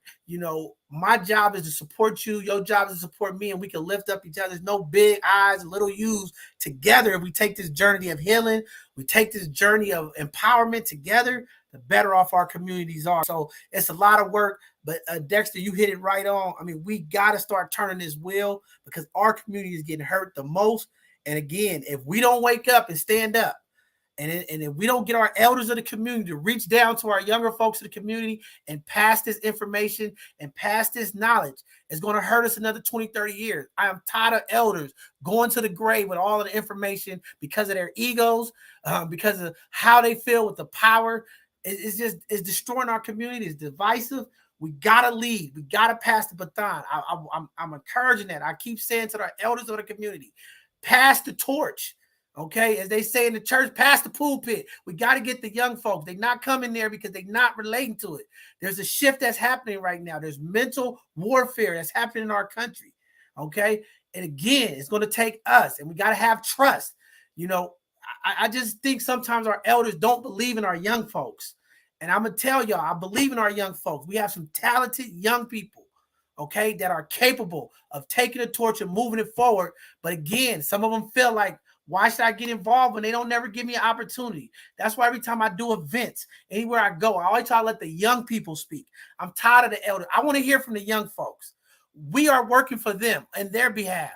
We're going to move our community through these young folks. So I want to hear them. How do we empower them? How do we move them forward? I think that's the model. But again, in our community, we have too much ego and too many folks tied to this power. These gatekeepers of our community got to open up the gates for our young people. Are we going to have a generation of young folks who are not going anywhere, stuck in neutral? Because I feel right now our communities are stuck in neutral. Nobody's moving forward. Nobody's moving. We just there, right? And we got to start moving. So again, I challenge my elders. We're going to have some conversations in the future. Our elders and our young folks coming together, and we're going to start building it up by giving our youngsters the platform. And then we're going to bring our elders. But we got to listen. We have to listen to our young people to impact some of this mental health. We have to listen. Our young folks are crying for help. Our community is crying for help. Nobody's listening, but everybody's tearing down, and we got to figure out a way. And it takes all of us collectively doing the work, being models. Again, to be a leader, it's about demonstrating what's possible. Everybody on this call is doing that, and that's what we need. Great leadership, demonstrating to the community what is possible. Dexter, your journey is showing folks what is possible. Jordan, what you're doing, you're showing community. Miss Debbie, all of you all, this is how we do it. The young folks got to hear it. It doesn't matter if we got 20 males and no males come on and talk about depression or breakup, right? And we expect these young folks, how do you get through breakup? How do you get through this discourse? So a lot of work. And, we just going to keep pushing that, but we got to empower our young folks early. This is where the other coaches are beating us. Okay. Our families are coming home. We got single mothers. They stressed out. They're not listening. They're not knowing how to connect with the young folks. And we're just doing damage, yelling at each other, hurt people, where the other communities are advancing. They're getting their kids the treatment, the mental health access, and empowering them to take over and be leaders. So just wanted to say that. And I'm turning over to Tony or anybody want to continue to go on. I would like to say something. If it's okay with everybody. I'm just wondering, as far as, like, for instance, the youth. One thing that I know was that, I learned differently from others. And I feel the youth do as well. My thing was I couldn't read what was on the board. I don't understand what's on the board. I need my teacher to show me face to face. And because they had old teachers teaching, they were used to teaching that way and not teaching one-on-one. But once I got the one-on-one teaching, I was an honor roll student. And I was the only Black kid that graduated from my school with honor roll. So one thing it starts is with the teaching, that old way of teaching, and now they just brought in some new way of teaching called the new math. How are they going to bring that home to their parents that been taught the other way and expect them to be a role model and show them how to do the math? I don't get it. I don't understand it. They showing things, but they're not showing it the correct way. You get what I mean? Like, they're not taking the time to show, you know what I mean? You give me something that you just taught and brought and dropped on us on day one, expect and give me a packet to take home, and I don't even understand it myself. So how I'm going to explain to my mom or dad to show me how to do it? And then you got 30 other students that are sitting in the class baffled as well and don't understand and confused. So now you got the counselor and the tutor backed up with 30-something kids trying to figure out this new math concept that y'all just decided to drop on everybody. So I feel that, they need to figure out a system that works and stick with it. Because I don't know, even still to this day, all the different maths that they coming up with to come up with these answers. Because multiplication is multiplication, division is division, and adding is adding, and subtracting is subtracting, and fraction is fraction. Period. There's no other way that I have seen. And maybe I'm not in the profession, to see the different math rates, but I know measuring and everything underneath the sun, and I didn't got this far. So I feel that the teaching, is one thing that our youth need, is like, more support. They don't have the support. When I was a little kid, they had recreational places. I can go to the park and they got 40 tickets to go to the Giants game. So now you're taking 40 kids within the community to go to the Giants game. Same thing to go to Raging Waters and things like that. We don't have no more funding for them type of programs to keep kids off the streets and to keep them from looking for other outlets instead of the bad outlets, instead of hanging out on the streets or, over here doing drugs or selling drugs or picking up the gun or listening to the wrong music. Hey, you can go right to the Boys and Girls Club. They're going to Raging Waters. You know what I mean? They took all that away. Definitely that's an impact. That was very powerful. Definitely, things that we have to look at in the educational system. But Mrs. Renee and Debbie, I want to ask you this question because we talked about getting our youth involved with mental health services at a young age. But because of the racist educational system that we have in this country, as young people dealing with ADHD and different things, a lot of parents are worried about getting their children mental health services because the chemical push in our community where everybody's trying to put our kids on pills. And I wanted to hear from you all. What do you think about that? Because I heard a parent tell me, they don't really know how to deal with my kid, but they want to give them drugs. They want to drug my kid up.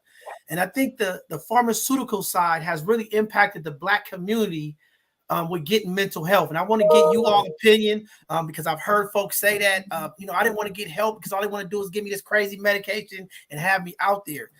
How do we change that mentality when we're talking about prescription drugs? And we know the pharmaceutical companies is one of the largest businesses in this country.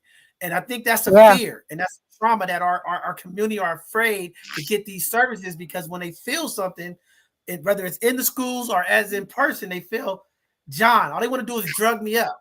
But how do we bring this literal healing process without the pharmaceutical? Now, don't get me wrong. There's people in our community who have schizophrenia and different things that they need to be chemically treated. Yeah. But again, when we get to the point of our schools where school teachers can't deal with our kids who ADHD or hyper or whatever we want to talk about it, who just maybe need some attention and love, trying to prescribe them drugs. Can y'all talk to that? I think that's something important. Yeah, it's a real fear. Black kids are over medicated. I've been in the child welfare field for over 20 years and it happens. Yeah, they're over medicated, they're misdiagnosed, they're said they have, ADHD, and they have, most of the time they have PTSD. Those are the symptoms. They're just acting out of some trauma that they had, but they are over medicating kids. It's true. It's true. But a parent has the right to they have to give consent. So if the doctor said they don't have to give that to their kid, they can look at other homeopathic ways. They can, look at their kid's diet. A lot of times it's this sugar, it's this added stuff, those colorings and all of that stuff, the hot fries and Cheetos and sodas and all of that. That stuff causes, a lot of the behaviors. So it's like going back old school, looking at how they're eating, giving them, like you said, some other attention, some additional outlets, because they are over medicating, they're misdiagnosed and they're over medicating. It's real. And as a parent, my daughter, they wanted to give her man. I said no. And we looked at other things. So you have a right as a parent to say no and look at other ways to support your child. I agree. There is so much over medicating of young, especially African American males in the schools as well as girls. But it is diet. But most of all, I think it is educating the parents to let them know what Renee just said. You can say no. You do not have to give your child anything that you think will be harmful or will not help them. And so again, just helping the parents to see that they can say no. I have had parents on occasion talk to me about that. And that's what I say to them. You do not have to do that. Always get a second opinion too. take your child to the medical doctor and see if there's anything going wrong with them. And once you do that kind of rule out, again, it's watching their diet, giving them healthy outlets, whether it's sports or whatever. And again, just saying, no, I do not want that for my child, and look elsewhere. That's very important. Yeah, I think that's very powerful that you said it. But Renee, I want to come back to what you said about doing it the old school way. What's happening with these modern families? We have so many families. When I meant old school, I meant like the cooking, the foods, right? Like when we were talking about like going to fast food, all of that. I think we talked about the diet has a lot to do with our moods, even as adults. What we consume, it impacts our moods, and it does for our kids as well. So old school meaning not letting them eat all these processed foods, all this packaged stuff, an apple, an orange, a banana, old school. Yeah, no, and I wasn't. I guess what I was trying to say, because of the family structures in our community. What I was trying to say with the family structures, right? Most of our families are a large number of our families are single parent homes, right? And when I do a lot of reentry work and work with young folks, what I find is the parents, they don't have the patience or the time, because so many of these families, the mothers are working all day, working 2 jobs sometimes, especially if you live here in the Bay Area, right? So they don't get that attention, right? And sometimes they so tired and overwhelmed that they're just pushing the drugs too. Like, hey, here, take this so you can go be quiet so I can rest, right? And I think this is another problem that's impacting our community. We don't talk about it, but a lot of our kids are being over prescription drug pushed because the parents don't have the time to deal with the kids, And like you said, when we talk about food, and I grew up where we had home cooked meals every day. We didn't get processed food, but now, it's sad because it's unhealthy, bad food that we know impacts your body, your mind. It's cheaper than the healthy food. You could go and get a McDonald's 5 for $5 burger, but you couldn't go buy a homemade burger for that $5, right? You could go buy an apple or orange right now for $3, $4. And you can find some processed stuff cheaper for 99 cents, a cup of noodles, things of that nature, right? So we are coming to this time where, economically is really pushing the mental health problem in our community. With inflation being so high, with gas, the food, you go in a grocery store. I just went in there the other day, $200, $300. I'm like, what did I get, right? And for a parent, I hear these parents like, I could go feed my kid McDonald's every day this week and come out cheaper than going to the grocery store. How do we change that narrative about eating and understanding, how the food impacts our body? Because I think that's where we at now. We had a situation now in this country where people, for financial reasons, feel like you go to fast food to feed their family cheaper than going to a Whole Foods or Safeway or something like that, or Kroger's or something. I think some things are just systematic, and we got to talk at higher systems than what teachers can do, lunch aides can do, all of that. Some of this food that they serve in the schools is horrible. I have worked in prisons with youth, and I see that it's the same. And even my kids just describing, I feel like I'm in a jail. The food feels like I'm in jail, right? So that's part of it. I also think we just need to think about resourcing our community. So I've worked at charter schools where they did like a Saturday vegetable market, right? So they bring the kids in, they do a little Saturday program, and then they just feed parents and they give them fresh vegetables, fresh things. We may not be able to provide for every single family, for every single person, but it starts with one initiative. So I encourage churches to take on those initiatives, schools to take on those initiatives, community centers, right? I have a cousin who just told me someone built a garden in their backyard. All they had was a porch, and they just created a garden, and then they started feeding the community. And so some things we have to work out, but some things we have to advocate for those of us who are in these spaces, health policy, right? Health advocacy at these higher levels, because we didn't, the white supremacy conversation came up, but it's the fact that white is supreme in this country. And so everything is kind of falling under that. And until we challenge those systems, we're going in a merry-go-round, in my opinion. Man, I'm glad you said that, Jordan. That is very powerful. And that's why my voice is so loud in these meetings. One of the things they have here in California, San Francisco especially, they have a sugar tax. And, they got about $36 million plus last year on sugar tax. And now, they're doing an investigation of where that money's going and how it's being utilized. And they're finding there's some problems. The folks who are getting this sugar tax money and what they're doing with it is not helping the Black community. It's supposed to be a lot of it aside for the Black community who are impacted the most by these sugars and things of that nature. But one of the things that I'm advocating for is a community cooperative grocery store. They have a place called Rainbow Grocery in San Francisco, all health food, all organic food, and all of the employees own it. It's a co-op. And I said, well, why can't us as Black folks utilize this tax money, $36 million? Why can't we take $5 million of it and build a cooperative grocery store in our community for the folks in our community?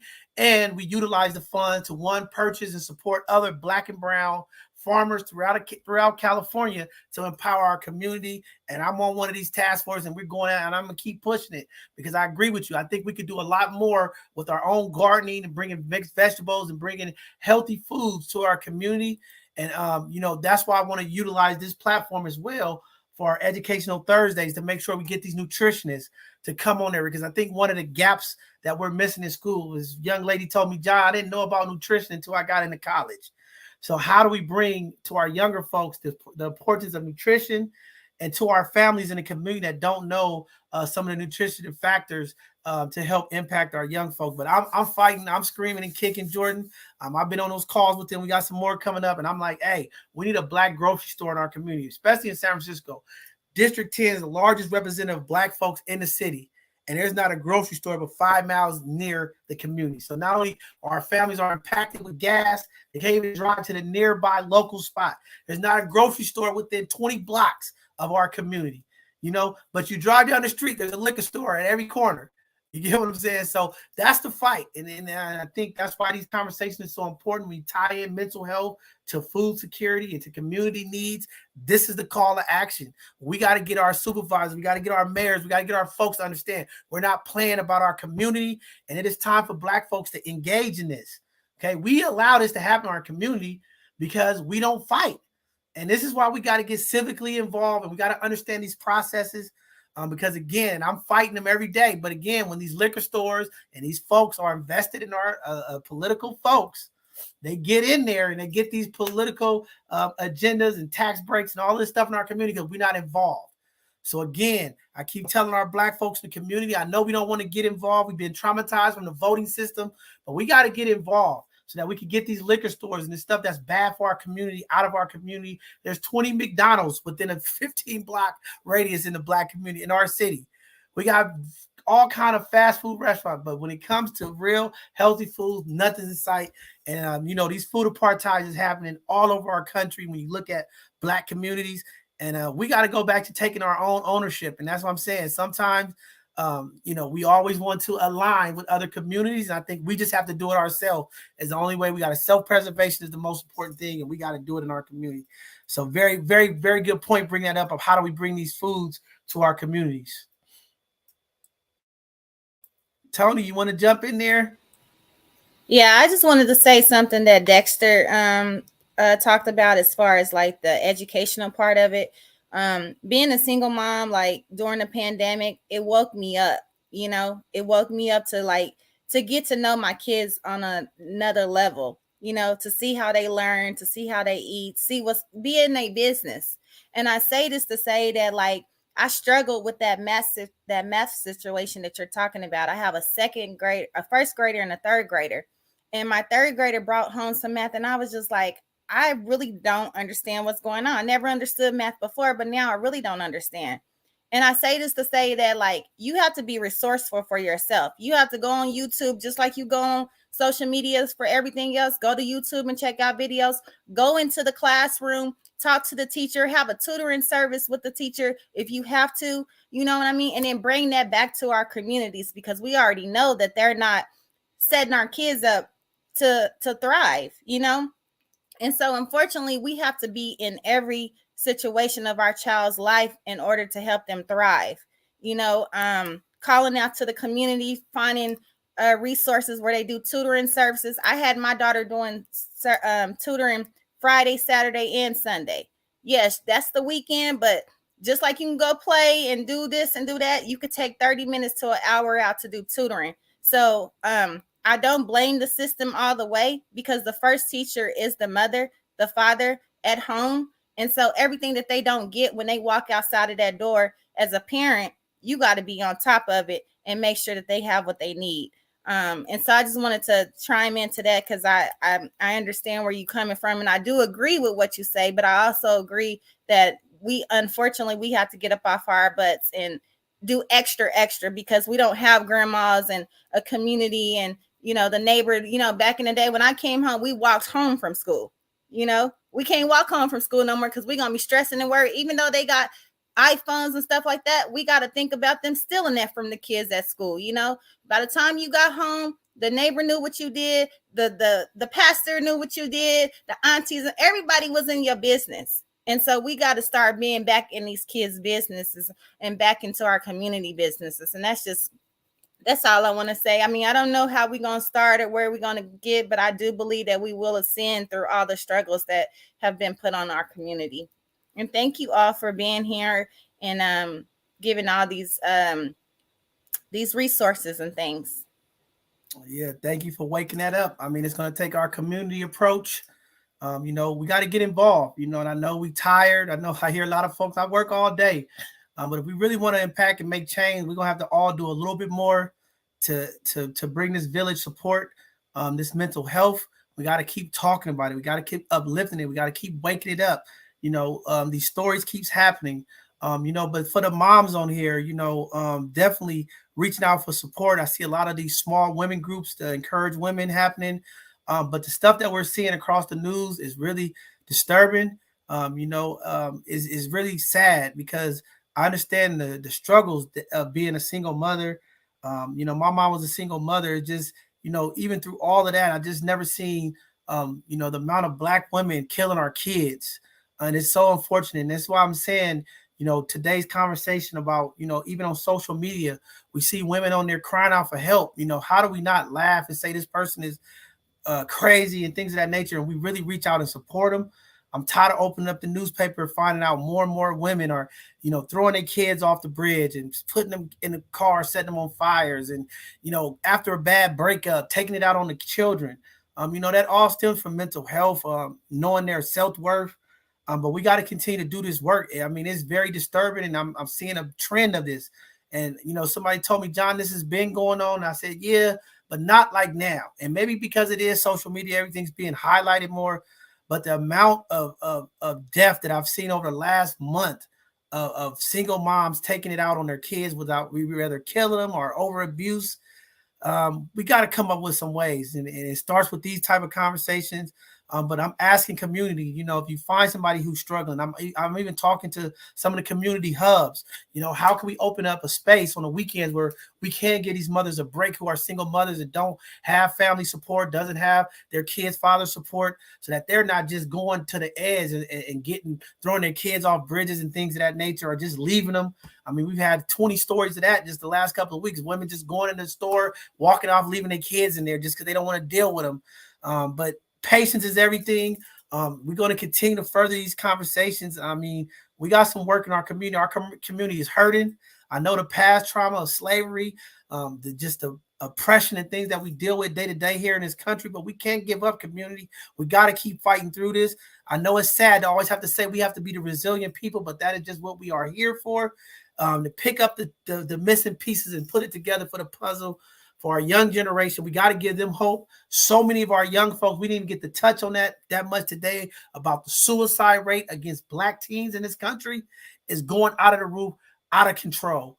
From bullying, folks being bullied through social media in the classrooms, and these young folks feeling like this is the end. As community leaders, we have to step in. The adults, we have to step in. I mean, too many adults are being involved with these minor altercations of these young folks. When do we hold our ground as leaders and adults and stop this mess that's happening in our community? Very frustrating stuff. But I mean, we got some weeks of some work that we could do upcoming here through this mental health month. But again, it is tragic, and it's always hard for our community to keep moving forward on top of everything that's happening every day. I mean, these shootings and the different things, that's another added stress to what we already dealing with in our communities. But, we just got to keep plugging along. It's going to be community support. Let's uplift each other. Let's be that talking, listening person. If someone calls your phone, be the one to listen. Sometimes you just, got to listen. I had a person call me, and I just had to just listen. Not even saying that, just let them get it off that chest. And that's sometimes the help that they need. But very important stuff. We got about 15 minutes before we close out. What I would like to do, especially what we do every segment, is kind of let everybody give some parting words, some great advice or resources to the community as we start checking out and closing out today's segment. I want to say thank you all. It's very enriching to me, Brother Dexter, Jordan, y'all power, man, powerful brothers. And to the sisters on here, y'all are so dope. And I hope community has been watching. I've been seeing community conversation going on. This is very important. We got to keep this conversation going. We got to, keep being vulnerable for our community and let them know that mental health is real and it's okay. The main thing is it's okay, and we'll make it through this. So with that being said, we could just move it around. I just want to give everybody an opportunity to give some parting words to community, some words of wisdom, or whatever you would like to give to community before we close out today.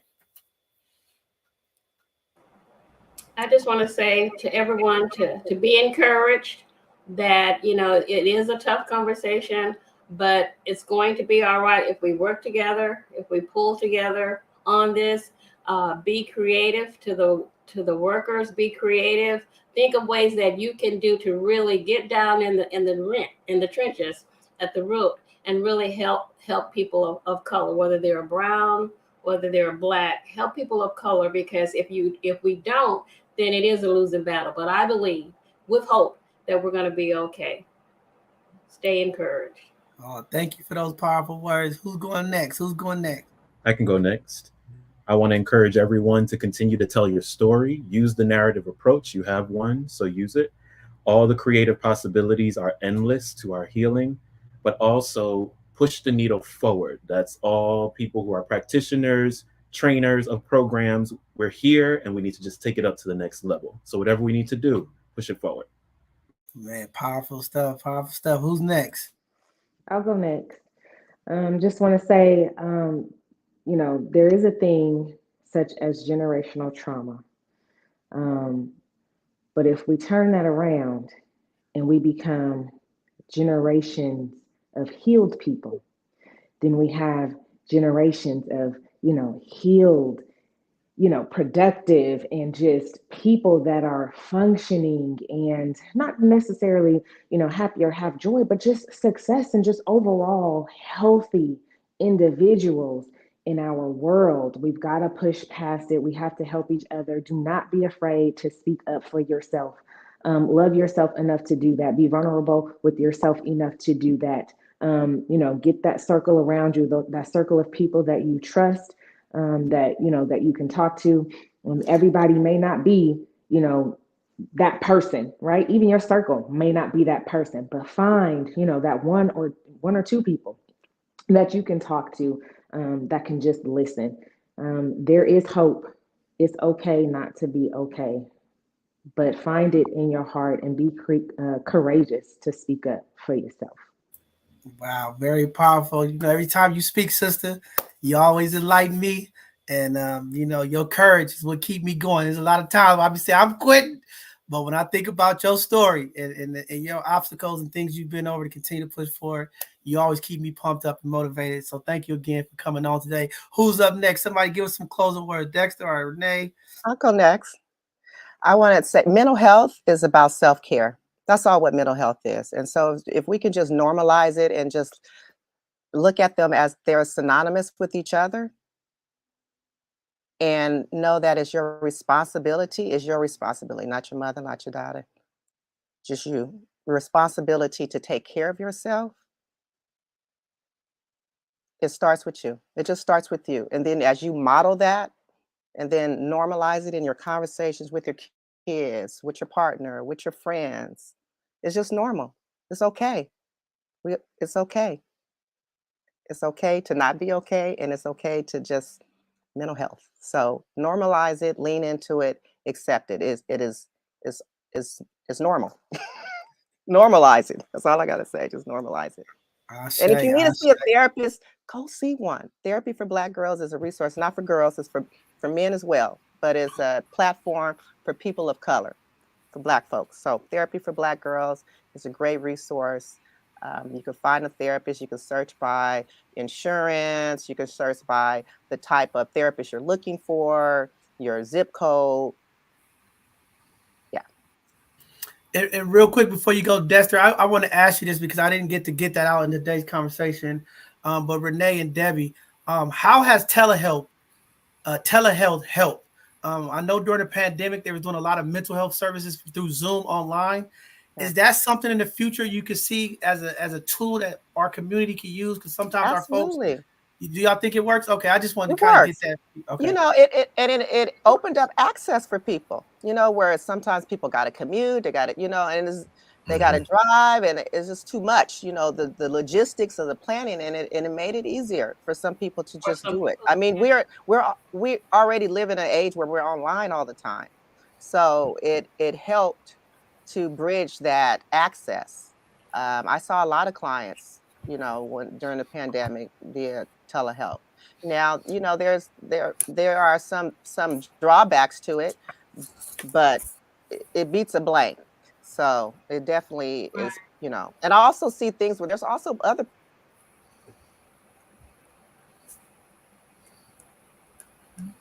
She froze. There's apps.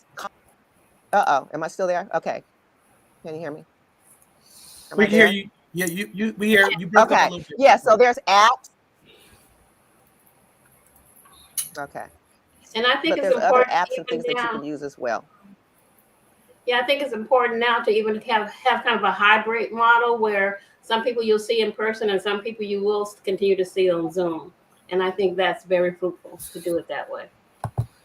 Okay, yeah, I just wanted to ask that because I know in the city it was a big move. You know, they trying to figure out ways to change it from mental health to wellness and whatever.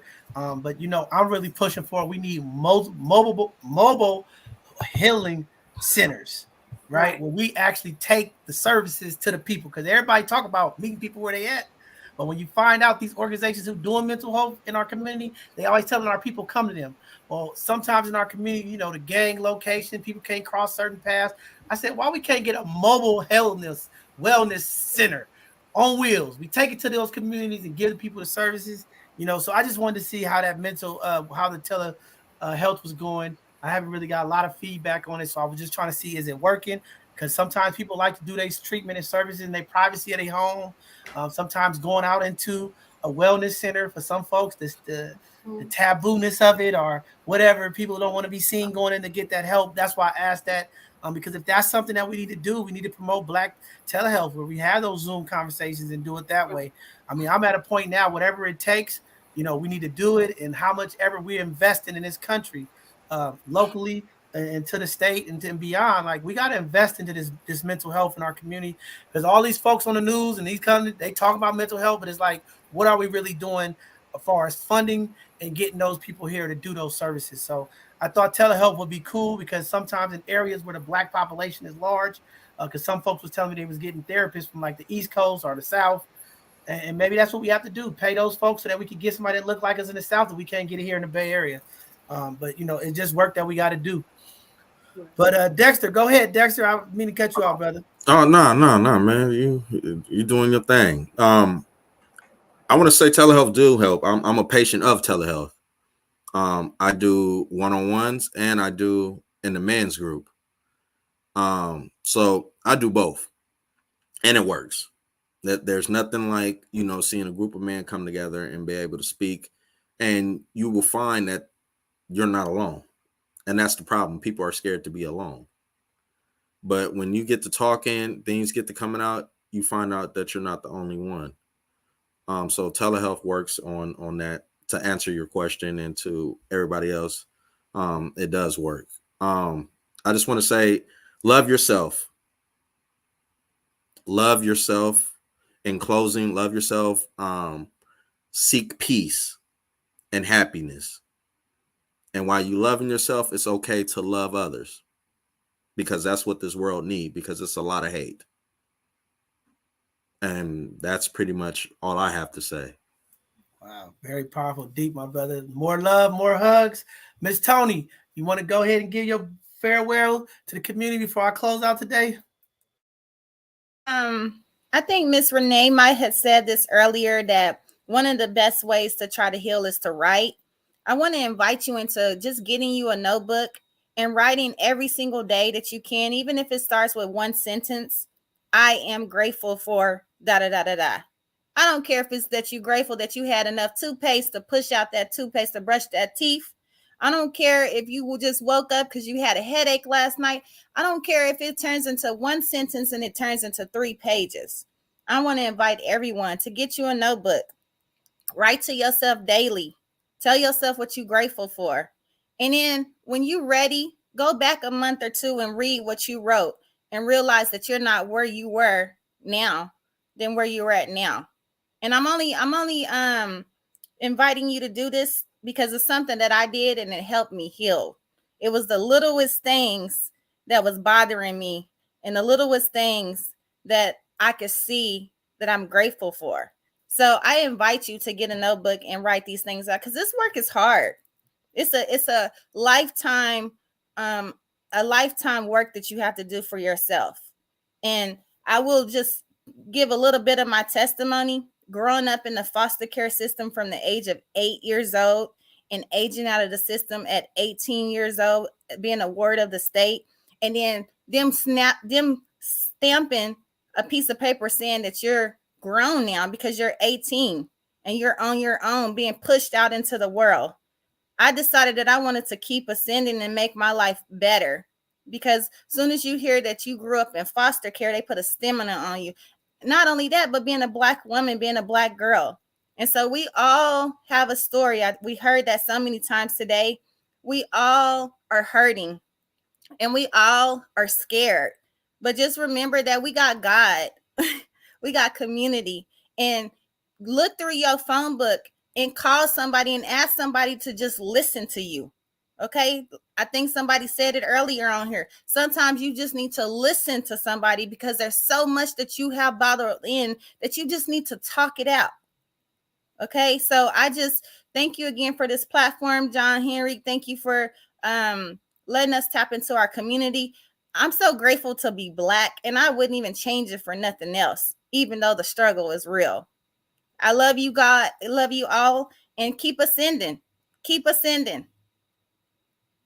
Very powerful stuff. Well, there you have it, community. As you heard today's Sunday conversation, very powerful conversation, very intentional conversation. I hope you was able to pick something out of it. There's a lot of work that we still have to do in our community. The mourning of the loss, the continued trauma, the continued pain, the continued things that we have to deal with as a community. There is hope. There is a way out of this. My call to action is to all of our community folks. We have to get involved. We have to tap into our schools. We have to tap into the elected officials. We have to tap into each other if we really want to move this meter to change.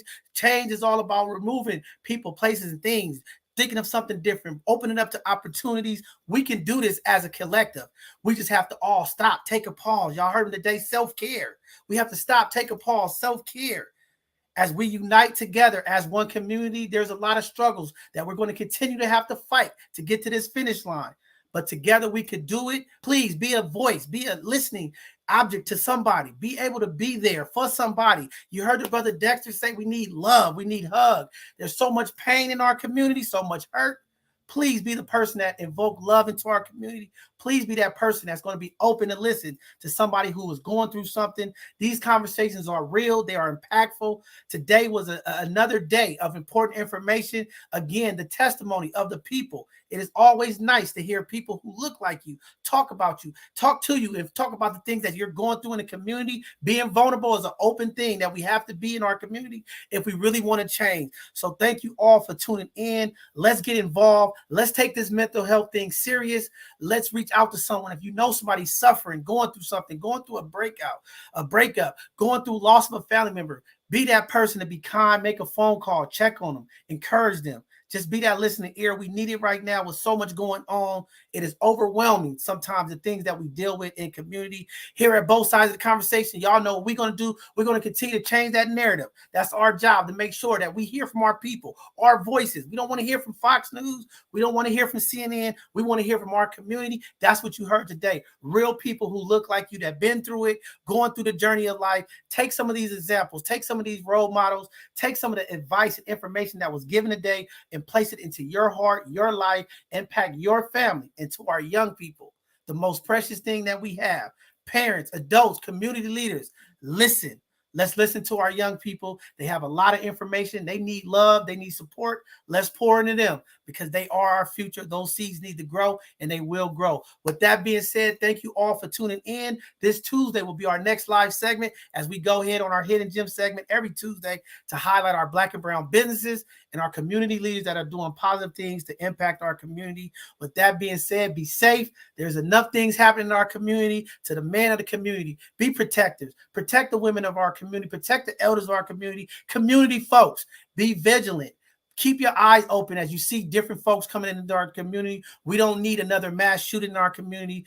Be aware. Pay attention to what's going on. I know we're so distracted with our phones, texting and messaging, but when we out in community, we out in space, let's be observant of what's going on and who's around. And if something feels like it's not normal, let's be the one to call to action, to confront or make a phone call so that more lives won't be taken in these type of situations. So with that being said, thank you all. Have a great weekend. And we appreciate you all tuning in. We'll see you on Tuesday.